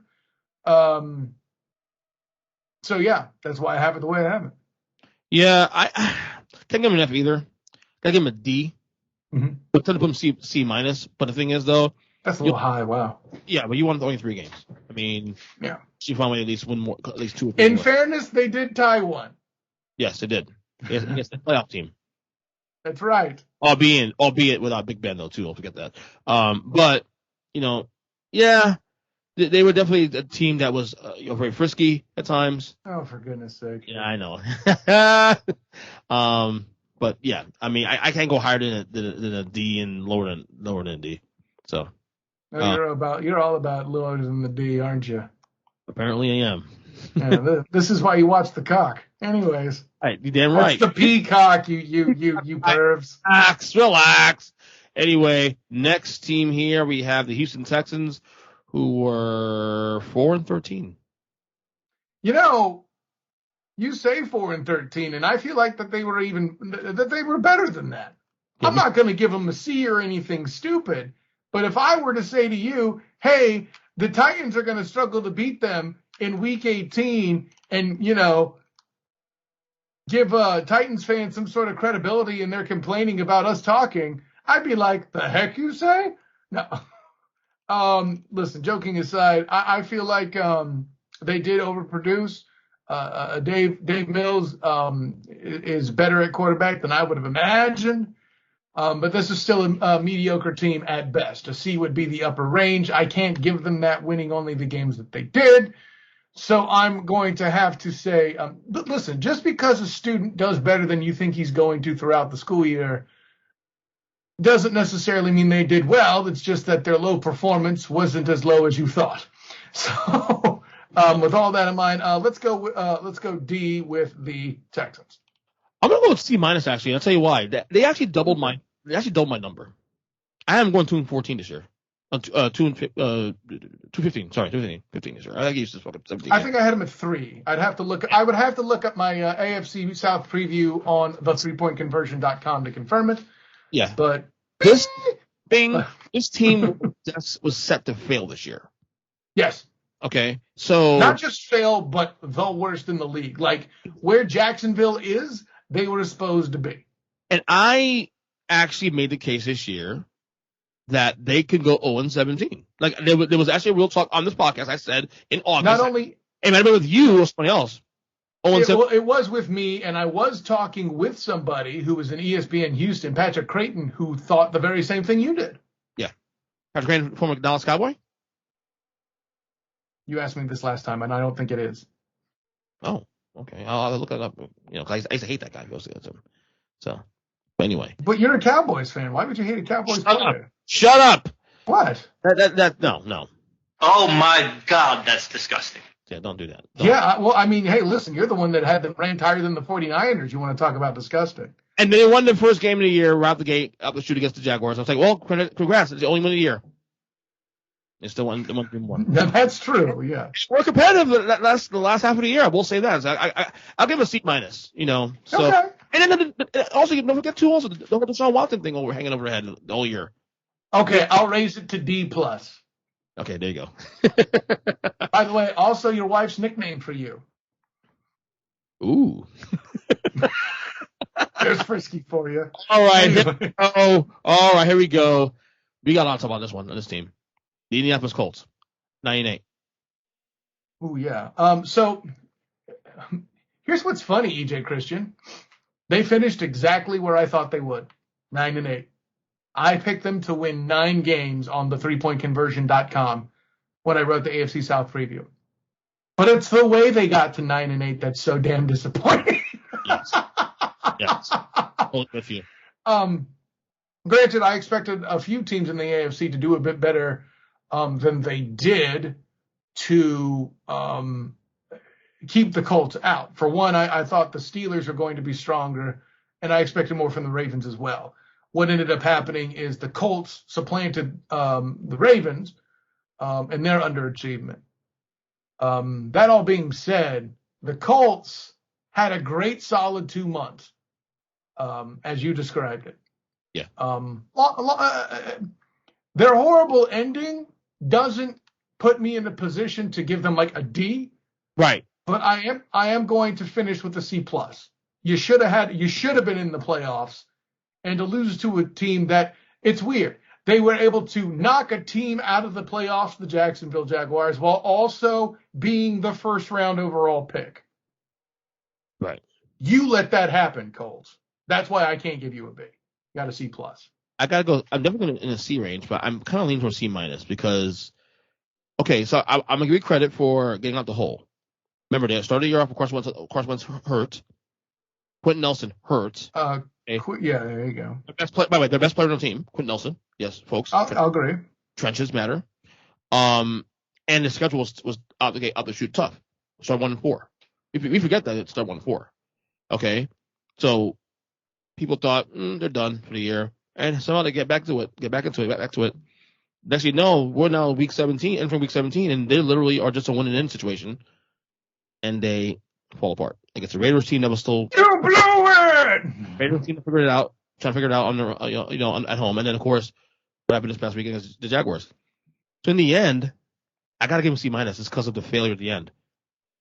I can't go D, but I have to. If you're in position to win in 2 weeks in a row and you can't get a job done, one against the Raiders team that was still that's not inferior to you, obviously, and then the Jaguar team who was, if not the worst team, one of the worst teams in football, obviously. So I think the Giants are the worst team in football, for the record. I gotta go C-. I mean, the numbers say the Jags, but not saying you have to agree with it. I put it that way. I test as Giants. I watch Giants games, unfortunately, and it's bad. Jake Fromm, so I don't know. Very disappointing. Now I'm not saying they should fire Frank Reich. I'm not going that far. Oh no, I don't think they should either, for the record. Right. But there's definitely, and I'm not saying that Carson Wentz is done, but definitely. but I will say eyebrows were raised. Oh sure. That's all I'm gonna say about that. Anyway, next team here we have the staying in the division, of course, the Jacksonville Jaguars, who are 3-14. Yeah. So there was a range of expectation set between, based on my conversations, because we were still running beyond the buzzer, me and Danny Thompson. We had Travis Holmes, former writer for BigCatCountry.com. Excuse me. And we thought that the lower expectation was 3 wins for the Jags. And for the absolute debacle that was Urban Meyer has to make this just an F in and of itself. Yeah. I could even argue it's an incomplete because Urban didn't even finish the season. We've seen enough plays to know that Trevor Lawrence is going to be a damn star in this league. That is a fact. Okay. But I still have to give the franchise an F because you have that good of a quarterback and you have 3 wins in a sorry division. Now that'll be all. Yeah, they should have won at least 5 games this year. I don't know about should have, but well, actually, yeah. In light of the fact they have the 3 that they did, yeah, I can make an argument for should have won 5. That's fair. What's worse, F plus, F minus? What's worse? F minus would definitely be worse. Okay, F minus it is then. Yeah. Yeah. Oh yeah. I'm saying incomplete. Like they didn't even finish the year. I mean. And it's the totality also, the Urban stuff too. Correct. You got ownership as well. Is got to share in responsibility and blame for how that was handled as well too. F minus by far. It was horrible. Nice ending to the year, but overall should won at least 5 games. That's where I was at on this team. I didn't think they'd be this fucking bad. But here we are. Anyway, next team here we have the Los Angeles Chargers, who are 9-8. They're only about a game or so under what I have. Their defense is the problem, and their defense is the reason that I'm putting them at a B-. This is a team that has to play the Kansas City Chiefs twice. This is a team whose only cupcake games in the division are the Colts. Or check that, the Broncos at this point. The Colts. Whatever, they're both horses. Screw it. But, yeah, I don't feel like the Chargers were handed a very favorable situation within their division. Now, I mean, you're out here. You lost to the Cowboys. The one win I think that gave them any credibility. You got murdered by the Ravens. You lost to the Vikings. And, oh, by the way, you did lose to the Broncos once this year. You underperformed. You know what? And you lost to the Texans. You know what? You talked me into it, Chargers. Your inconsistency puts you right in the middle. You're a C. You got a C. No, I'm going lower than that. I'm going D+. Because, again, they beat the Rams, and you're going to – well, no, that doesn't count as preseason. I don't care. D+. Why? I might need to hear this. I had them winning 11 games this year at least. Okay? Oh, that's on you. And it's also the way they lost it. You could argue the Houston Texans is the reason why they're out of the playoffs now. Oh, clearly. Indubitably. Absolutely. Your coach, I don't know, dude. I'm not saying fire the guy, but he's questionable. Some questionable decision making there on his part. And not just on Sunday, but throughout the year. To be honest with you, I admire aggression to some degree, but sometimes you have to peel back a little bit. 4th and 2 on your 18-yard line. Yeah, not smart. Sorry. You got a little too buried. You got a little too buried in the analytics on that one. Clearly, your defense is one of the worst in the league, and you're a defensive coach. That's your background. Not good either. And then the way you fell apart. Remember, you guys were 4-1. You guys started 4-1. You guys were the team that didn't give KC problems. You guys did. Let's put it what it is. And did, and yet couldn't finish the job. That, to me, it's a disappointment. You guys should have been a playoff team. You guys should not been a playoff team. You should have been a probably a division winner if you think about it, and didn't close the deal. So I can't blame them for the Chiefs deciding to find signs of life. Yeah, I'll leave it at that for now because I don't want to grade the Chiefs yet. We're not there yet. No. We won't be there till the season's over when they're in the Super Bowl. You heard that, right? Yeah. Cool. Yeah, I did. I mean, that might actually be possible, but I mean, the reason why they're going to get in the Super Bowl is because the AFC is so disappointing. Exactly. This is why the Titans, by default, are a contender, as I told you. Yeah, you put them at 5th or lower. And don't look at the credit to them. Again, it's not a credit to them. It's just the environment. Anyway, next team here we have the Miami Dolphins, who went 9-8. Yeah, the Dolphins were disappointing. You tried to sell me Tua. I wrote in 2019 that you need to not draft Tua this year.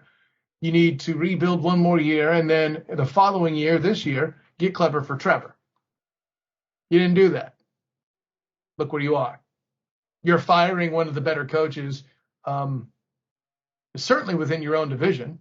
I could argue the best coach not named Bill Belichick in your division, because who the bleep's better than Bill Belichick right now in the league, other than maybe, I don't know, Andy Reid? You know?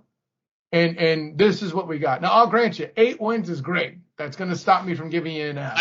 9 wins. 9 wins, thank you. 8 wins in a row, I should say, right? 7 in a row. You sure? Yeah, won 7 in a row, lost Tennessee, beat New England. Okay, for some reason I thought it was 8 in a row. Maybe because math. I don't know. Anyways, but the punchline. Won 7 in a row. Wait, they won the first game, lost 7 in a row, won 7 in a row, lost 1, win 1. Everybody got that? Literally the entire season right there, in a nutshell.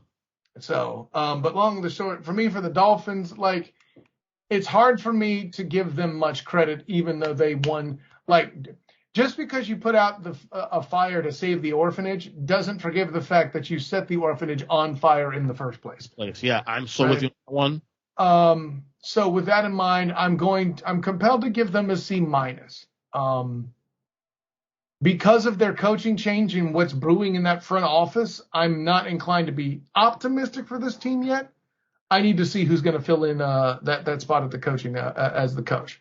Right. I'm with you on that one too. C- as well too, but I did flirt with him in D+. Because the analogy about the fire was perfect because, yeah, I'll give you credit for, taking advantage of a soft schedule to win 7 in a row. Of course you would as a Patriots fan. But you're the same team that lost to the Falcons and lost to the Jaguars by 3 points each. Okay? I forgot about the Falcons loss. That was your damage. You turn on those 2 games alone, you're in the playoffs. Maybe win the division. You know what I'm saying? So you start. Damage was created by you guys. It was created by you, and also the front office. I was tending to put them a D because the front office and what they, not just the firing, but the way, one of the reasons why there was infighting between Chris Greer and Brian Flores is because they had upwards of 3 guys calling plays. This organization going on with the coaching staff, So, but I'll give them C-. I give credit for getting back into it, but you started firing in the first place. So, so this is still your fault at the end of the day. So, anyway, next team here, we have the Minnesota Vikings, who I believe are 8-9 this year. Yep, 8-9. They're a nice C team every year. I'm not going to wax poetic on it. Kirk Cousins is the quarterback, and Dalvin Cook can't finish the season because he's asked to compensate, simply put. So C, right? Yeah. Yeah, they're a C team that'll get a graded D from me because they're a team that should have been in the playoffs.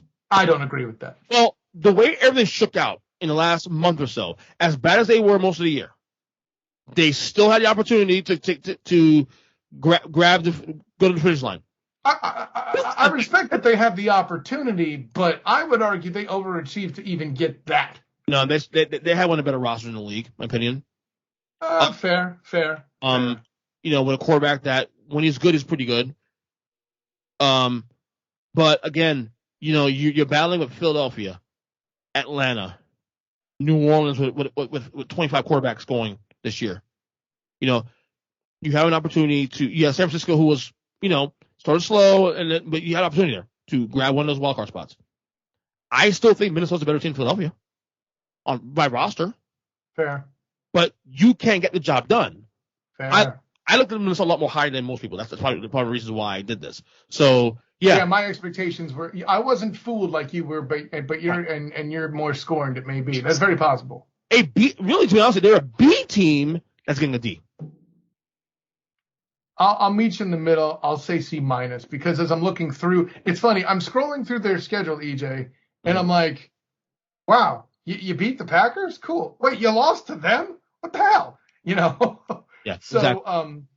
Like you have a loss to the Lions and you also beat the Packers. Like, what the F? What do I do with that? Exactly. But yeah, in light of the fact that the roster's so good and they're still losing to the Lions, yeah, I'll give them C-. I'm with you on that. Okay. Next team here, we have the New Orleans Saints, who were, I believe, 9-8, I believe. Yep, 9-8. This is not a playoff football team. No. This is not a playoff football team. I'm starting to sound like an 80s song. I can't take you serious, baby. No, I want the knife. Oh, go ahead. There you go. Granted, I mean, at one point you're trying to decide between Trevor Siemian or Ian. Hey, what? Or Ian Book, really? Well, Ian Book was desperation. They were forced to start Ian Book. They didn't want to necessarily do that. But it's Taysom Hill or Trevor Siemian at one point, and it's just like, no, that's not a good football team. And yet they're in the playoffs. But you're playing a crap schedule. I don't like. I mean, okay, yeah, I get it. Tom Brady struggles against you, and you beat him twice. That's impressive. That should mean something. But your other wins are what? Carolina, the Jets, the fraud cons, Patriots. Right, and that's the thing. They beat the Patriots, but that was week 3. Yeah, correct. When they wouldn't have beaten the Patriots later in the year. No, I agree. And by the way, one of their wins is the Packers coming out, and I'll put it this way. The Saints aren't anything heavenly. I'm going to start calling them the Boondock Saints because there's all sorts of stuff going down. They are just as fraudulent as the fraud cons in my mind. That's right. I said it, Ernest Christian. They just happen to be better coached by Sean Payton. So this is hard because what'd you give them? I'm circling around that. I'm going to give them. They're a playoff team. I can't give them higher than a C. No, okay. You know, and it's mostly because the only reason they're in the playoffs is because there's an extra spot. Period. Point blank. Oh, in the playoff hunt, should I say? What's that? Well, in the playoff hunt. Yeah. They didn't get in, obviously, but you know. Right. The Eagles got in. Sorry. No, your boys got in. What's that? Your boys got in. That's true. Yeah. So, this is probably the hardest team to grade because even coming to the year, we weren't sure how good they're going to be with Jameis Winston. We weren't even sure. We thought, okay, maybe you throw Jameis to Sean Payton. Hopefully he figures it out. We figured it out. And he wasn't that good, to be honest with you. He was okay, but they were winning games at the time. And then he gets hurt. They fall apart a little bit. You know, they have quarterback carousel going on pretty much the entire rest of the year. And the fact they're even in the playoff hunt to begin with, honestly, was actually a credit to them. This is why I graded the Vikings as hard as I did, because of the fact they had opportunities to do this. And you're battling a spot against a team that's on the fifth or sixth quarterback of the year. You know, right? You know what I'm saying? That's why I graded Vikings so harshly on that, for that reason alone, on the Saints. The Saints were literally had the Niners not come back on that game against the Rams on Sunday. They're in the fucking playoffs. Yeah. But it's all on the strength of Aaron Rodgers coming out on a fluff game. Yeah. Okay. Having the fraud cons, the Panthers, and the Jets on their schedule. And that's fair. That's fair. I'm just saying that in totality, though, the fact this team was still hanging around to begin with after everything's gone on with them is, I think it's a credit to Sean Payton how good he is. So the only way I can give him is a C, honestly. I can't go. Listen, I'll go with C minus, but I can't glorify them that high when their schedule's that sorry. I actually just am going to go B minus because again, we didn't know who they were coming into the year. Not knowing who they were doesn't mean anything to me on that, but right. So I'll give them a C plus. Just for hanging around. You know, good job. Whatever. All right, here we go. New York Giants. F next. We were supposed to get something from Danny Dimes. The defense was supposed to be better, and Saquon was supposed to save the day. Grade something worse than F minus? You can claim they didn't show up at all and say incomplete. No, because at least they didn't show up at all and embarrass your fucking selves. F minus, not even close. If you're any more passionate about it, someone might think you're a fan. Because I am. F minus, not even close.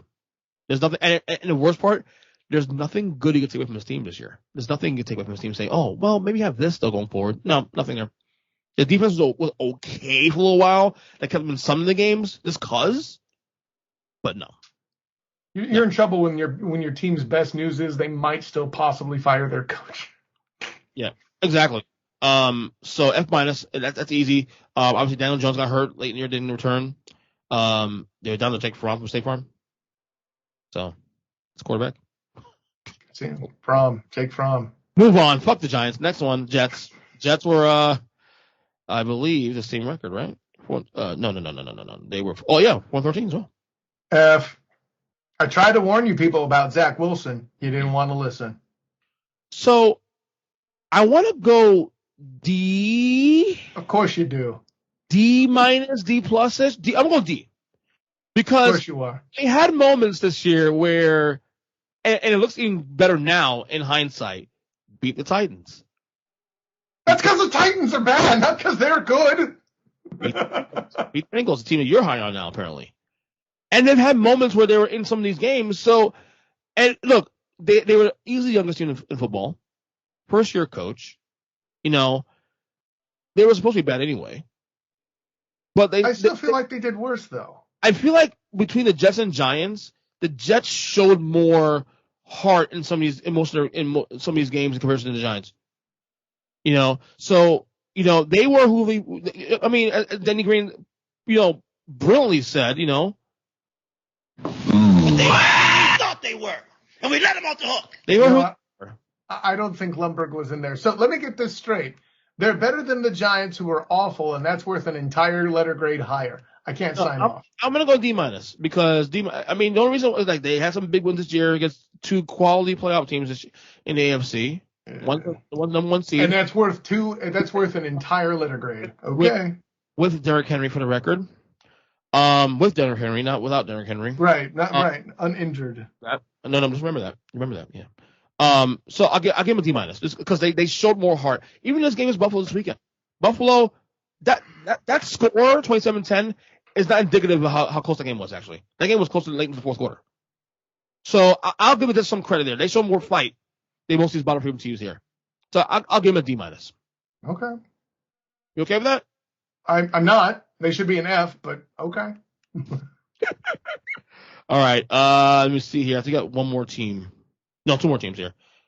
Yeah. Seattle Seahawks. They were incomplete. I can't in good conscience grade this team with Russell Wilson missing as much time as he did. Okay. I tend to agree with you on that one, actually. Incomplete. Yeah, because we knew going into this that this team was going to struggle more than we'd probably like, but still had a chance for playoff action because they have Russell Carrington Wilson. And then when he got hurt, then what? Wheels came off. Incomplete. I want to say complete as well too, but I'm still gonna go D. Okay. Because I copy your paper. Shut up. I had him as one of the four. Had him going to the playoffs. All four teams in that division going to the playoffs.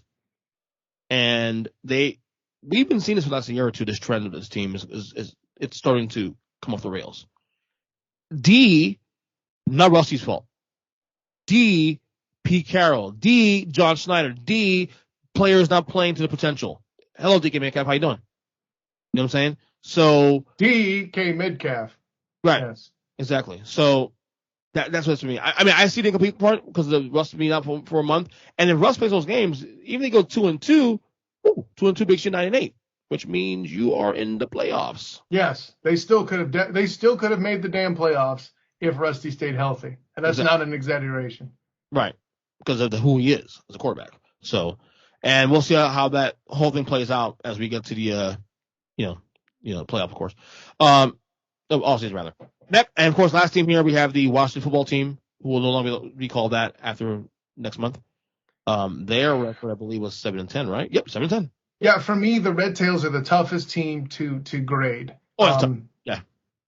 Because they're in the worst division, and they've had so many problems at home. This student, know, it's really hard to get a good grasp on where to start. And like I said, I don't want to I was cutting the Raiders some slack, for example, when I thought they wouldn't make the playoffs, and as far as grading them and evaluating them because of the whole Gruden situation. That's completely unfair to hold that against players at the very least, right? Mm-hmm. So I'm kind of as I kind of thumb through their record here, I'm noticing they would do exactly what I would think they would do. They beat the fraud cons, but they lose to the Packers, right? They lose to the Broncos, but beat the Bucks. How does that happen? So exactly. Again, all that does is make it more difficult to evaluate this damn team. That being said, they have some, long of the short, they have some wins they shouldn't, and they have some losses they shouldn't. Right. And their quarterback situation's a mess, and they still achieved that, right? Mm-hmm. To me, that actually, I'm going to give them a C+. I want them to go to the draft, do some great things, maybe bring in a more veteran quarterback in the offseason, and they could steal the title from the Cowboys for the division. I'm going to go C because a lot of people were high on this team, actually. I was not one of them. Well, that's because we're smarter, Right, exactly. People say, this team in the division. I'm like, huh? No. I did last year, I get it, but no. Who's the quarterback? Ryan Fitzpatrick, once made 4 games, he's great? No. Mm-hmm. He doesn't play at all this year. And then Heineke inspired people to drink beer. Right, exactly. Like, no, but when you properly evaluate teams the way they're supposed to, you get the right letter grade. I think like a C. I think given all the mess and then even the stuff off the field with the Snyder stuff and emails and stuff, they still won 7 games. That's pretty okay for a team that I did not really think highly of anyway to begin with. Yeah. So 7 was actually the number I had them at this year anyway. 7 and 10, 7, like 8 and something, whatever, right in the ballpark. So C. I thought it was they're not a playoff team. Last year was a fluke. I thought Dallas would be better this year. I thought the Giants would be better this year. Well, that's on you. Remember I told you Giants are the biggest mystery in the division because we didn't know if they figured it out finally, if they signed Galladay and all these guys, but clearly, yeah, no. So C, I'm good with that. So, quickly before we go, we got 2 minutes. Run down quickly the predictions for this weekend's games. This is give me a winner. No spread. Just give me a winner. Bucks, Eagles, go. It's going to be the Bucks, and it's going to be the Bucks all day. I don't care how good or bad old man Brady does. That defensive line is going to crush whatever they put back there, whether it's Jalen Hurts or Gardner Minshew. Okay. Cowboys, Niners, go. I got the Niners. This is a game where the team that's going to punch you in the face is going to force Dakota Prescott into submission. Ezekiel Elliott will be a non-factor. And while I like the receiver core for the Cowboys, if you can't get them the ball, they can't get down the field. If Jimmy G performs in the clutch and doesn't turn the ball over, I have a close game, but simply because it's only close because the Niners aren't a high-powered offense. I got the Niners. All right. Cardinals at Rams, go. I got the Rams. The Cardinals are free-falling, and they've given me no reason to be confident in them. All right. Chiefs, Steelers, go. I think this is the one time I can believe in the Chiefs and not be in any way confused or any of that. While I enjoy TJ Watt and he makes that for a great defense, at some point you got to score the football, and I have no reason to believe that the Chiefs will let them do that. Have a happy retirement, Ben Roethlisberger. As a quarterback, you're one of my favorites, not as a human being, though. Right. All right, Bills, Patriots, go. This is literally, I think this might be the toughest game for me to pick. My instincts tell me to pick Belichick, but I just don't think they have quite enough on offense yet. I have the Bills. Okay. And finally, Bengals, Raiders, probably the second best game of the weekend, in my opinion. Go. Another very difficult one to choose. I feel like if the game is kept close, that the Raiders will win.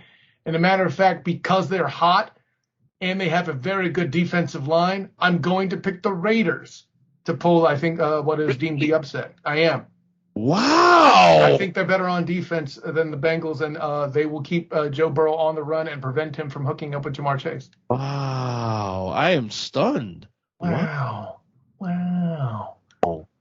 Okay. Wow. All right, buddy. Plug away. As I said, it was the longest student game for it. Hour and 12 minutes. Well, I got to do something. I got to give the people something since they won't have everything they want from you and the degenerate talking about playoff betting. So there you go. Of course, I am Kyle Nash, the student of the game. You can find me on Twitter at the SOTG. Find me on Instagram as the same, the SOTG. Find me on Facebook as the student of the game. Check out my writings on the black and gold banneret.com. I'm actually covering some UCF basketball this week once again. And check out my work with the 3pointconversion.com. Of course, my man, Controversy, Raphael Haynes, running the show there. Lots of NFL content here in the coming days. Maybe you want to read a wrap-up of the national championship game. That should be up there. And, of course, my work in pop culture with my friend Demosthenes Euclid on the Hilarity by Default YouTube channel. Thank you. Sorry for any delays on our Christmas review. For the movie Eyes Wide Shut. Demos has literally tried to upload it 17 times, and YouTube's being a bunch of bitches and throwing up stuff about copyright issues where it was literally a full minute of me and him talking about the movie. Wow. Step your damn game up, YouTube. I'm gonna be rude. I don't care what the Donald says. You suck, YouTube. Be rude. Yes, too late. Anyways. And so with all that in mind, it is Christian honor, joy, and privilege, playoff football coming at you. Until next time, everyone, class dismissed.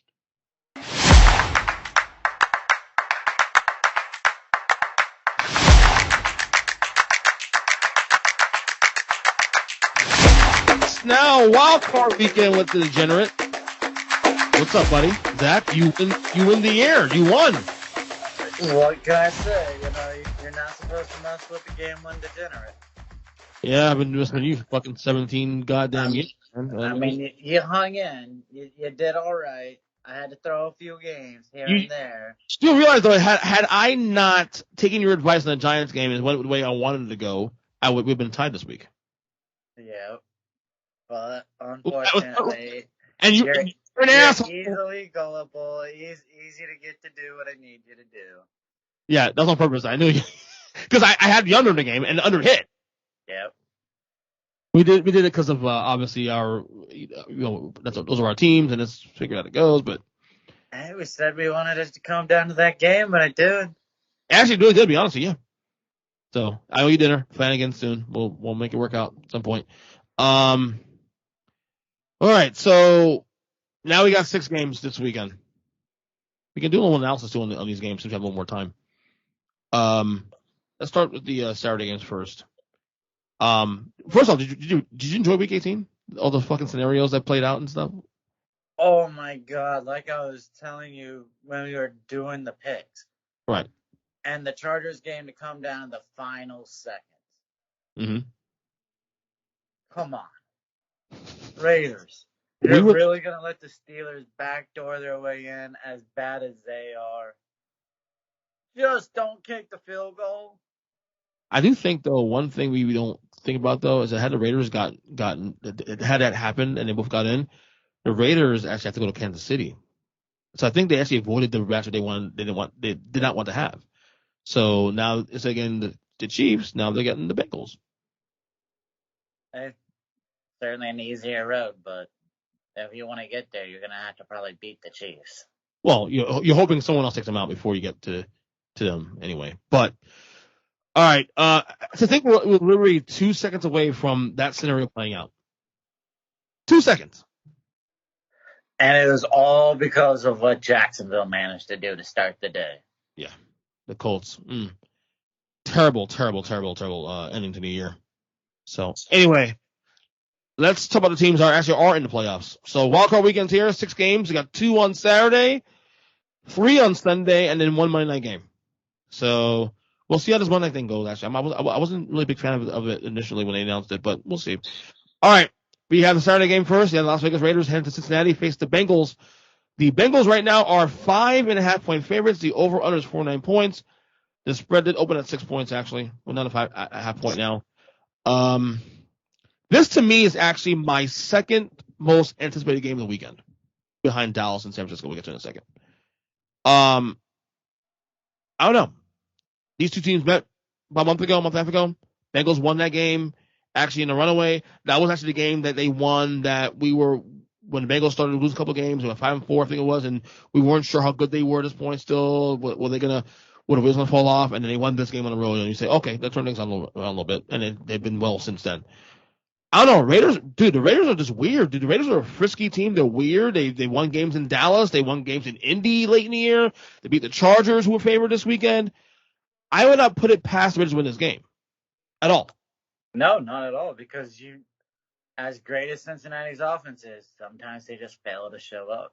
Yeah, and they're a young team too, especially. So that can happen. It would show me something if the Bengals actually win this game in a decent fashion, because it shows me that they're a mature team. They know when to lock in when they need to lock in a playoff game. Man, if you win a playoff game, it shows you all you need to know. I don't care if you win by 3 or win by 10. Winning playoff games is tough. Underrated angle of this game, actually, the weather. The Raiders don't typically play in cold weather often. Ohio's pretty cold this time of year. Cincy could have an advantage there, especially. Yeah, I could get that because Joe Burrow's an Ohio guy to begin with, so he's accustomed. I don't know how much Lamar Chase will be happy to have his first winter there in Ohio for a playoff game, though. Right. So, but, I mean, it literally comes down to do the teams show up or not. They're wildly inconsistent, both teams. Yeah. I'm gonna go Vegas on the points here. I don't hate that, but I feel like the sure thing is just taking the over in the game. You see a lot of scoring in this game? Yeah, at least one team shows up, and if one team can show up, then I think you're going to hit the over on it. I see definitely a field goal game here between these two. I think the Bengals win this game, but I don't think they'll dominate. But we'll see. I could be wrong. All right, next game here, Saturday night, we have the New England Patriots heading to Buffalo to face the Bills. The Bills are 4-point favorites. The over-under is 43 points. So we're back to Buffalo. Same spot where the Patriots won the game where Matt Jones only threw 3 passes. Let me really cold I heard. I'm hearing the forecast for this game is going to be anywhere between 5 degrees and 0 degrees. Well, the cold's not going to be what matters. It's going to be the wind. The wind, right. How bad the wind is. And right. if Josh Allen can throw in that wind, then I think it's going to be the Bills going away by the fourth quarter. I don't think Matt Jones has separated himself at all last month. I think after that initial nice little win streak, Matt Jones kind of plateaued already. Well, he did exactly what he's expected. He is consistent. He's not going to have a huge high or a huge low other than that 4 interception game. But I think they need him to be a little more, probably pick it up a little bit this week. If Josh Allen and Buffalo's offense start to actually feel themselves this week, Matt Jones has to step up and match him. Yeah, but it'll come down to whether or not Patriots want to even open up the playbook. Right. That's the thing. Once Belichick's made a decision on how he's going to coach for the game, he doesn't like to change it. Well, I think the important thing is Buffalo out the gate, boom, come out swinging out the gate. So I don't think there'll be a lot of win this game this time in comparison to what was on Monday Night Football back in late November. I'm taking Buffalo to cover 4 points. I think I haven't liked what I saw with the Patriots last couple of weeks, honestly. Yeah, and I'm the same way. I think the Bills are going to cover. I think they'll start to blow it out in the fourth quarter, actually. Right. All right. It's Sunday afternoon now. We have the Philadelphia Eagles heading to Tampa Bay to face the Buccaneers. The Bucs are 9.5-point favorites. The over-under is 49. This is kind of strange here, actually, because this game opened by 8.5. I actually thought this would be a double-digit game, actually, in terms of point spread. And it should be. But this is one of those games I think Vegas missed. And I think Tampa's going to blow them out of the water.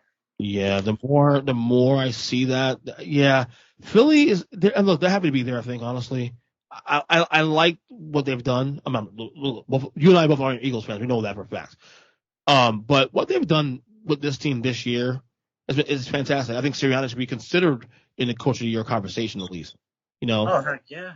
I mean, I think we both personally at the start of the season had the Eagles to be finished last in the division. Yeah, and then last. So I think it's a remarkable coaching job. Right. I think it speaks some volumes to Jalen Hurts as far as a player. It's funny because I'm like I said, I'm not an Eagle fan by no means, man, but I kind of root for Philadelphia because of Jalen Hurts. Only because Jalen Hurts. That's the only reason why I even consider Philadelphia. But I don't see it. I think even with the injuries, I just think Brady and company are going to find a way that they're going to raise their game up now. This is the time of year to do that. And I got Bucs here to cover 8.5 points easily, honestly. Yeah, same here. Yeah. All right, next game here. This is the game I believe is the game of the weekend, honestly. The San Francisco 49ers head to Dallas to face the Cowboys. The Cowboys are only 3-point favorites. The over-under is 51 points. This game is a lot tougher to figure out. Look, Dallas put up 56 against Washington 3 weeks ago. Put up 51 points this past week against the Eagles, albeit the second stringers in there. But in between that, they lost to the Cardinals pretty handily at home. And we've been seeing this kind of up and down Cowboy team the last month and a half now, where like, at least in my case, when you start believing in them, then they lose to the Raiders on Thanksgiving or lose to this team on this day. And I just think San Francisco right now, they're playing so well. Watching that Rams game against the Niners, honestly, is like so much heart. They were down 17-0, came back, made that game physical, won the game, especially. We forget this team was in the Super Bowl 2 years ago.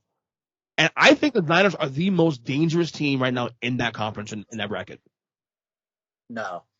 No? No. Look, what a great story for the season. It looked like San Fran was imploding, going to be a bottom 5 team in the league, and they turned it around. Good for them. Do I think it's going to be a high-scoring game this week? No. But I think Dallas beats them, and beats them bad. You think, ooh, really? Yeah. Okay. I think San Fran wins this game, but I'm taking the under altogether. Yeah. Yeah, I'm taking the under because 51 points. Yeah, I just don't see Dallas putting up 30+ points. Right. In order to get to 50. Right. So I'll take the under. I do think San Fran wins this game. I'm leaning towards San Francisco anyway. So, all right. Then the last game of the Sunday night slate, we have the Pittsburgh Steelers heading to Kansas City to face the Chiefs.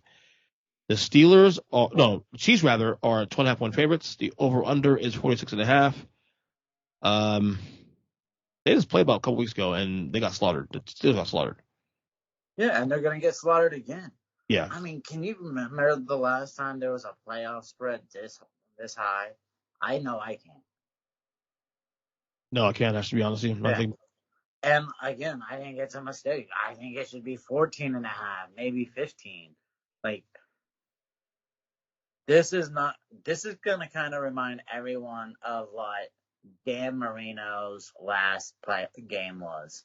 Oh. You remember that playoff game against Jacksonville? 62-7, I think it was that game. Yeah, I am so concerned for like Roethlisberger's legacy when it comes to one final stamp because it could be ugly. Well, I mean, he has 2 Super Bowls though. I think we all know like Roethlisberger is no longer good. But is this how you want when you're checking out of the NFL with the legacy that you have to be almost a 60-point beatdown like Dan Marino? No. Right. Obviously, I think the Chiefs will cover this game. I mean, that's not even a conversation. Yeah. I mean, the Steelers are here because of Mike Tomlin. Mike Tomlin, that defense, honestly, they shouldn't be 500. The fact that you're in the fucking playoffs is amazing. And Mike Tomlin should be probably coach of the year, like serious top 3 candidate coach of the year, but just based on that alone. A lot of teams said a lot of great things this year that were unexpected. Sean Payton also, same thing. I mean, when it comes to Pennsylvania, you got both coaches. No one expected it. Right. The Eagles coach alone, same thing. So. No, you're right. Yeah, give me a Chiefs, dude. I mean, I think KC is seething now. Then they get the number 1 seed, so they're seething now.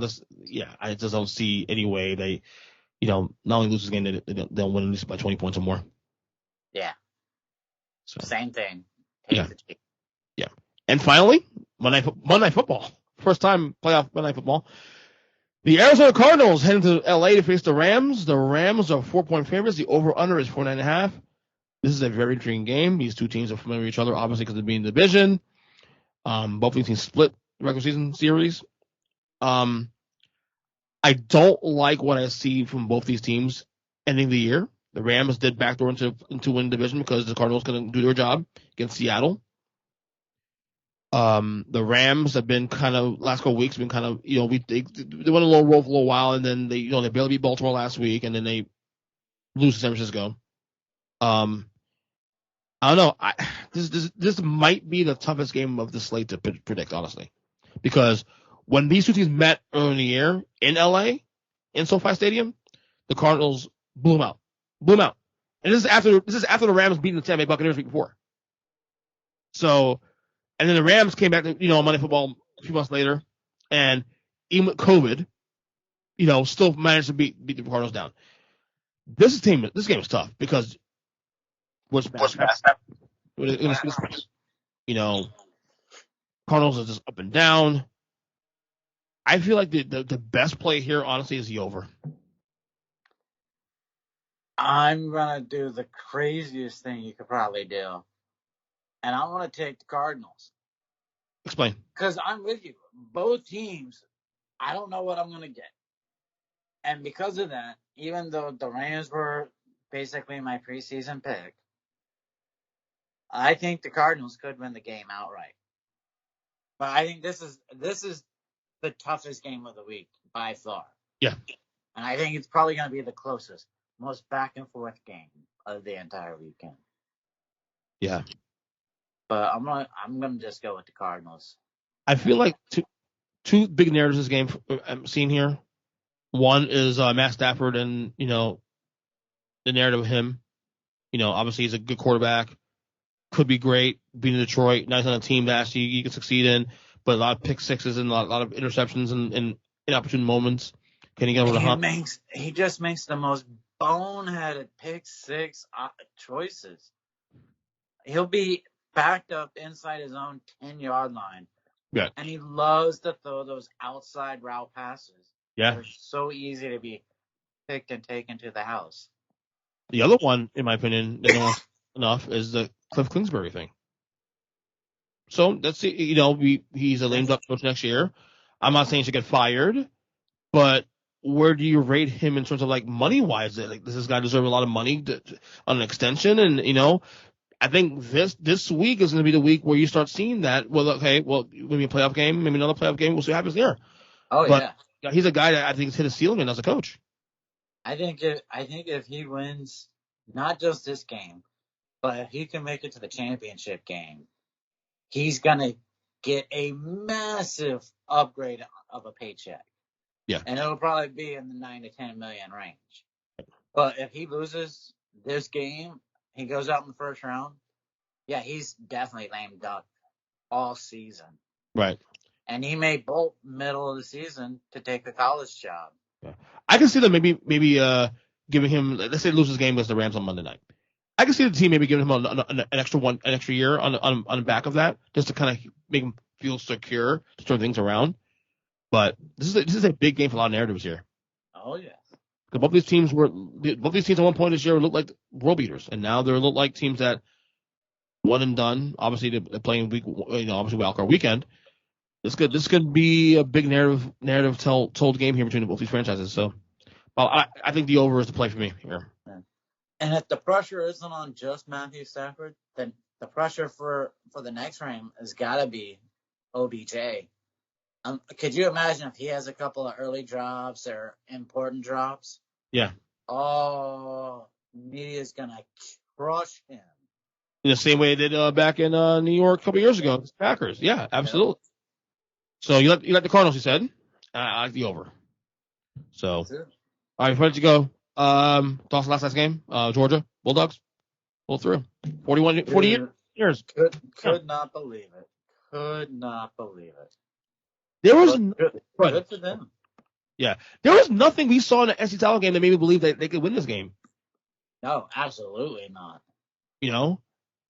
Closer game, yes, but I stayed away from the game. I didn't bet it. I barely watched it even, to be honest, because the first half was so boring to me. You were that bored? Yeah. It wasn't that bad. They moved the ball down the field. Both teams are just gonna get into the fucking end zone. It gets a little boring that way. Alabama will be back here next year, right? In the spot. Oh, absolutely. They'll be in the playoff. Yeah. Georgia too, or what? I could see Georgia in the playoff next year. I think Ohio State returns to the playoff next year. Mm-hmm. And then the fourth team, that's going to be the toss-up. Baylor, Notre Dame, Florida State. USC, UCLA, I think, have shots. Florida State, no.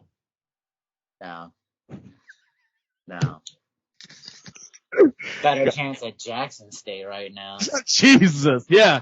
They own us right now, so. God. Anyway, Zach, congrats again on your win this year. I owe you dinner at Flanagan's. Back here next week. We'll have divisional picks. Good luck at picks here. We'll keep track of these as well too. Also, this is for fun, So you can make yourself feel better about the loss. Yeah, pretty much. Good job by you, man. Good job, man. All right, take care. Good luck. All right, later. Later.